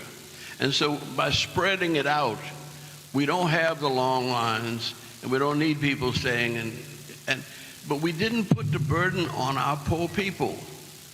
See, we put it on the legislature. And the legislature, I mean, and the Supreme Court kind of upheld that. But we don't have, look, I'm born and raised in Texas. We don't have any luxury with this legislature because they really do not care. Well, you don't know. I do know. No, you don't have I mean, it was a black woman that got Georgia reapportioned so that I could get in. And she was with the Urban League and Grace Hamilton. But the problem we have here, you have a supermajority in this state. Georgia has, North Carolina just has a supermajority. Florida has one. We don't want to just break down on what's wrong. No. It's about what's real, because the bottom line is you not only have a supermajority, you have a gerrymandered state. Exactly. And they've drawn up these funny lines, and as a consequence, we have fewer voting rights protections in 2023 than you had when you got elected in 1973. We've got to deal with the honest reality that right now our voting rights are under attack. Ambassador, I'm trying to get to your 73%. If you're playing baseball, not 50, you expect the pitcher to throw at your head, and you got to get out of the way. Got it. I mean, it's a game, and life is at stake in this game. And we have to play it at all levels at the same time. Siobhan, when you're out talking, it's not either or, it's both and. Siobhan, when you're out talking, and again, a lot of people don't know how to communicate what's going. How are you communicating to somebody who says, "Ain't nothing changing, none of this all a waste of my time"? What are you saying to that person? So it depends on what they value, right? The inside-outside game on all of this is about what our voters value. And black people are, looking at the last two Essence polls that came out, particularly black women, black families are interested in key issues: healthcare, criminal justice. So when they talk about George Floyd, people say, you know what, nothing is changing. But what I start talking to them about are specific policies that are aligned for us. I look at that infrastructure bill. Nobody knows what's in the bill. The challenge is, how are we communicating in it? Right. The infrastructure bill actually has the ACP, the Affordable Connectivity Program, that actually has rebate dollars on the ground for states to be able to put free internet in homes. Nobody's talking about it. This actual bill also is putting money in states where black businesses are supposed to get a percentage of all these contracts, but there's no one holding them accountable. So when I start talking about what's available, then people begin to pique their interest. But you have to start dealing with what is value to voters. What do we value? So, because vote, just say go vote. And I want to talk to there's young people See, I tell a person, what are the three things you care about? That's the We value. start there. I don't even go. I say, what are the three things you care about? And we go from there. Absolutely. And the other thing, too, is the generational piece. You got a generational challenge right now. Young people are not having it. Young people are not moved by just a history conversation. Nope. And we've got to be able to say, instead of something's wrong with you, we got to ask ourselves, well, what do we do wrong that they are this way? Well, in fact, what are we creating space for young people to be able to engage? But this is where, and I'm going to go to Pastor Haynes and Ambassador, this is where we also should be talking about black posters. Terrence Woodbury, Cornell Belcher. Terrence Woodbury presented some data to Melanie Campbell's group in Atlanta, where based upon focus groups, and this was one of the interesting things that he said. He said, if you use the phrase voter suppression, he said voters 45 and under automatically think that's civil rights movement. He said, but if you say they're closing our poll locations, he said that identifies with it. Right. He also said in the data, he said, if you look at most politicians, when they come talk to black folks, they talk in terms of poverty dollars, whereas young voters today want to know about what about business creation.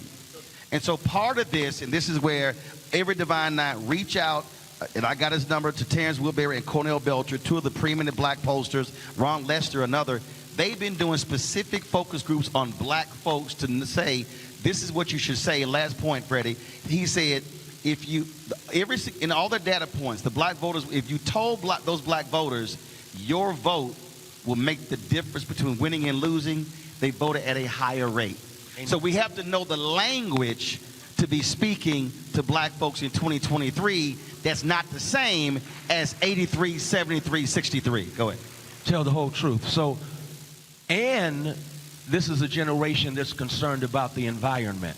Right now, this planet is on fire, and this generation is growing up wondering, am I going to have a planet to live on? And so to connect voting with the planet and an agenda that reflects that energizes that vote. I got to go back to this, though, Roland, and that is the whole piece around education. I'm talking about public education.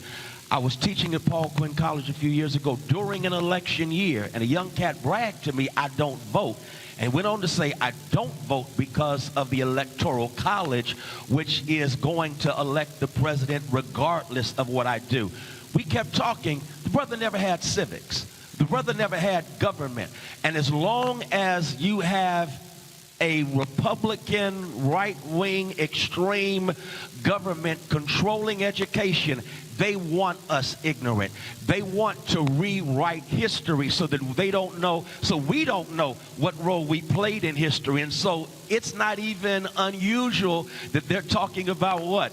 We benefited from slavery. No, y'all benefited from slavery. They're talking about we gained skills from slavery. No, we came here with skills. And so we've got to take back our education, and in taking back education, we've got to teach folk how government works, because most of our children now don't understand civics or government, and if you don't understand it, you reach ignorant conclusions based on the lack of education. We're gonna close. I got literally. Let me just say, I got 2 minutes, and we're gonna close with this. And I want you to speak to this. Birmingham changed because James Bevel was teaching the children. Anybody who studies the movement, y'all were teaching in the cities that you were going to. Do you believe that we have to get back to freedom schools and the teaching aspect, not just in the classroom, but externally, to teach our folks about going to the next level? Your thoughts? Oh, yeah, but James Bevel and Bernard Lafayette, John Lewis did their job in 1960. Fisk is supposed to be teaching children now. Fisk is supposed, and Tennessee State is supposed to be teaching teachers in the classroom to get to black history. We don't know. Lift every voice and sing. But Ambassador, here's the problem. There are 107 HBCUs that have 247,000 students. 20% of them are non-black. There are 1. But that's okay. No, Ambassador. No, Ambassador. We are not. There are 1.6 this million. This has never been about black folk. It's been about right versus wrong. Right, but there are 1.6 million black students at PWIs, and so the reality is there are 6 times more black students at PWIs than HBCUs, so we can't just solely think the HBCUs are going to teach them, because we got the 1.6 million at PWIs. But we got 52,000 people in Georgia State University right now because we won a lottery. Yes, and we got here at Texas A&M, my alma mater, they won't even hire a black journalism professor who has the credentials because the governor and the Board of Regents didn't want the sister there because she worked for the New York Times. And so, okay, and we got a black president at Georgia State, and we graduate more black students there on Hope Scholarship than any school in the world.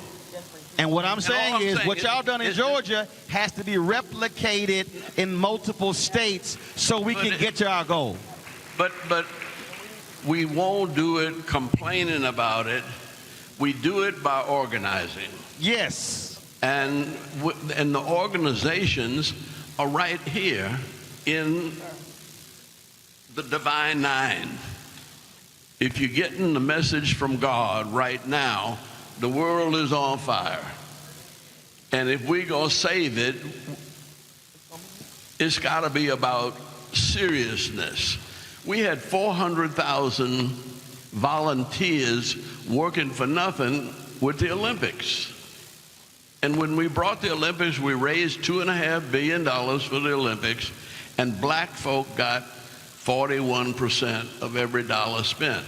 See? And it's over a long period of time. Now those folks' children are going to colleges, and they're getting the message from their parents. And so I'm not talking about what's wrong anymore. I'm talking about what's right and how we build on it. So I'm gonna say this here, closes out, because I know Major's cut up another song, and that is this. Our marching orders for me are very simple and pragmatic, and that is when we leave here, we have to operate from a micro and a macro standpoint. Every person leaving here, you go back to your particular city and say, what was the black turnout in my city? Where are our voters? The data is there at the Board of Elections. let's go study the data and then begin to say low propensity, high propensity, and then look at school board elections, city council elections, county elections, state rep, state senate, gubernatorial, then congressional. Because what we saw in the 2022 midterms, Moms for Liberty, right-wing hate group, ran school board races all across the South. They took over. Don't tell us what the enemy's doing. No, Ambassador. Let me tell you. Ambassador, 1 second. When I lost, Ambassador, I have to say this here because here's what happened. They took over 14 of the largest school districts in South Carolina and immediately started firing the black superintendents. And what I'm saying is those were school board races that were 100, 200. We can take over those school boards if we get play.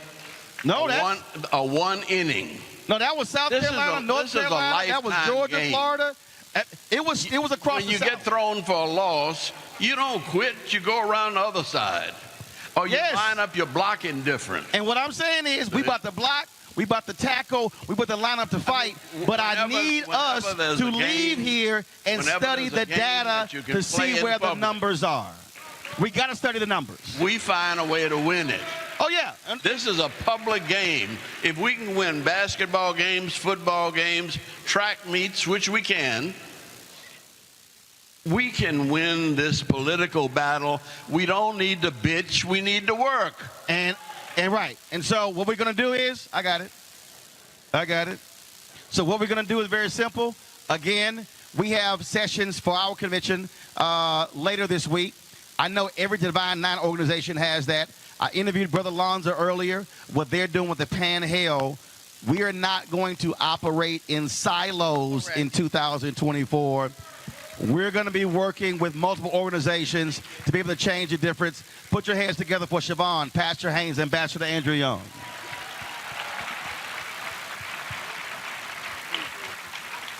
When you talk about blackness and what happens in black culture, we're about covering these things that matter to us, speaking to our issues and concerns. This is a genuine people-powered movement. There's a lot of stuff that we're not getting. You get it, and you spread the word. We wish to plead our own cause. Too long have others spoken for us. We cannot tell our own story if we can't pay for it. This is about covering us. Invest in black-owned media. Your dollars matter. We don't have to keep asking them to cover our stuff. So please support us in what we do, folks. We want to hit 2,000 people, $50 this month, raise $100,000. We're behind 100,000, so we want to hit that. Y'all money makes this possible. Check some money orders. Go to P.O. Box 57196, Washington, D.C. 20037-0196. The Cash App is $RM Unfiltered. PayPal is R Martin Unfiltered. Venmo is RM Unfiltered. Zelle is Roland@RolandSMartin.com.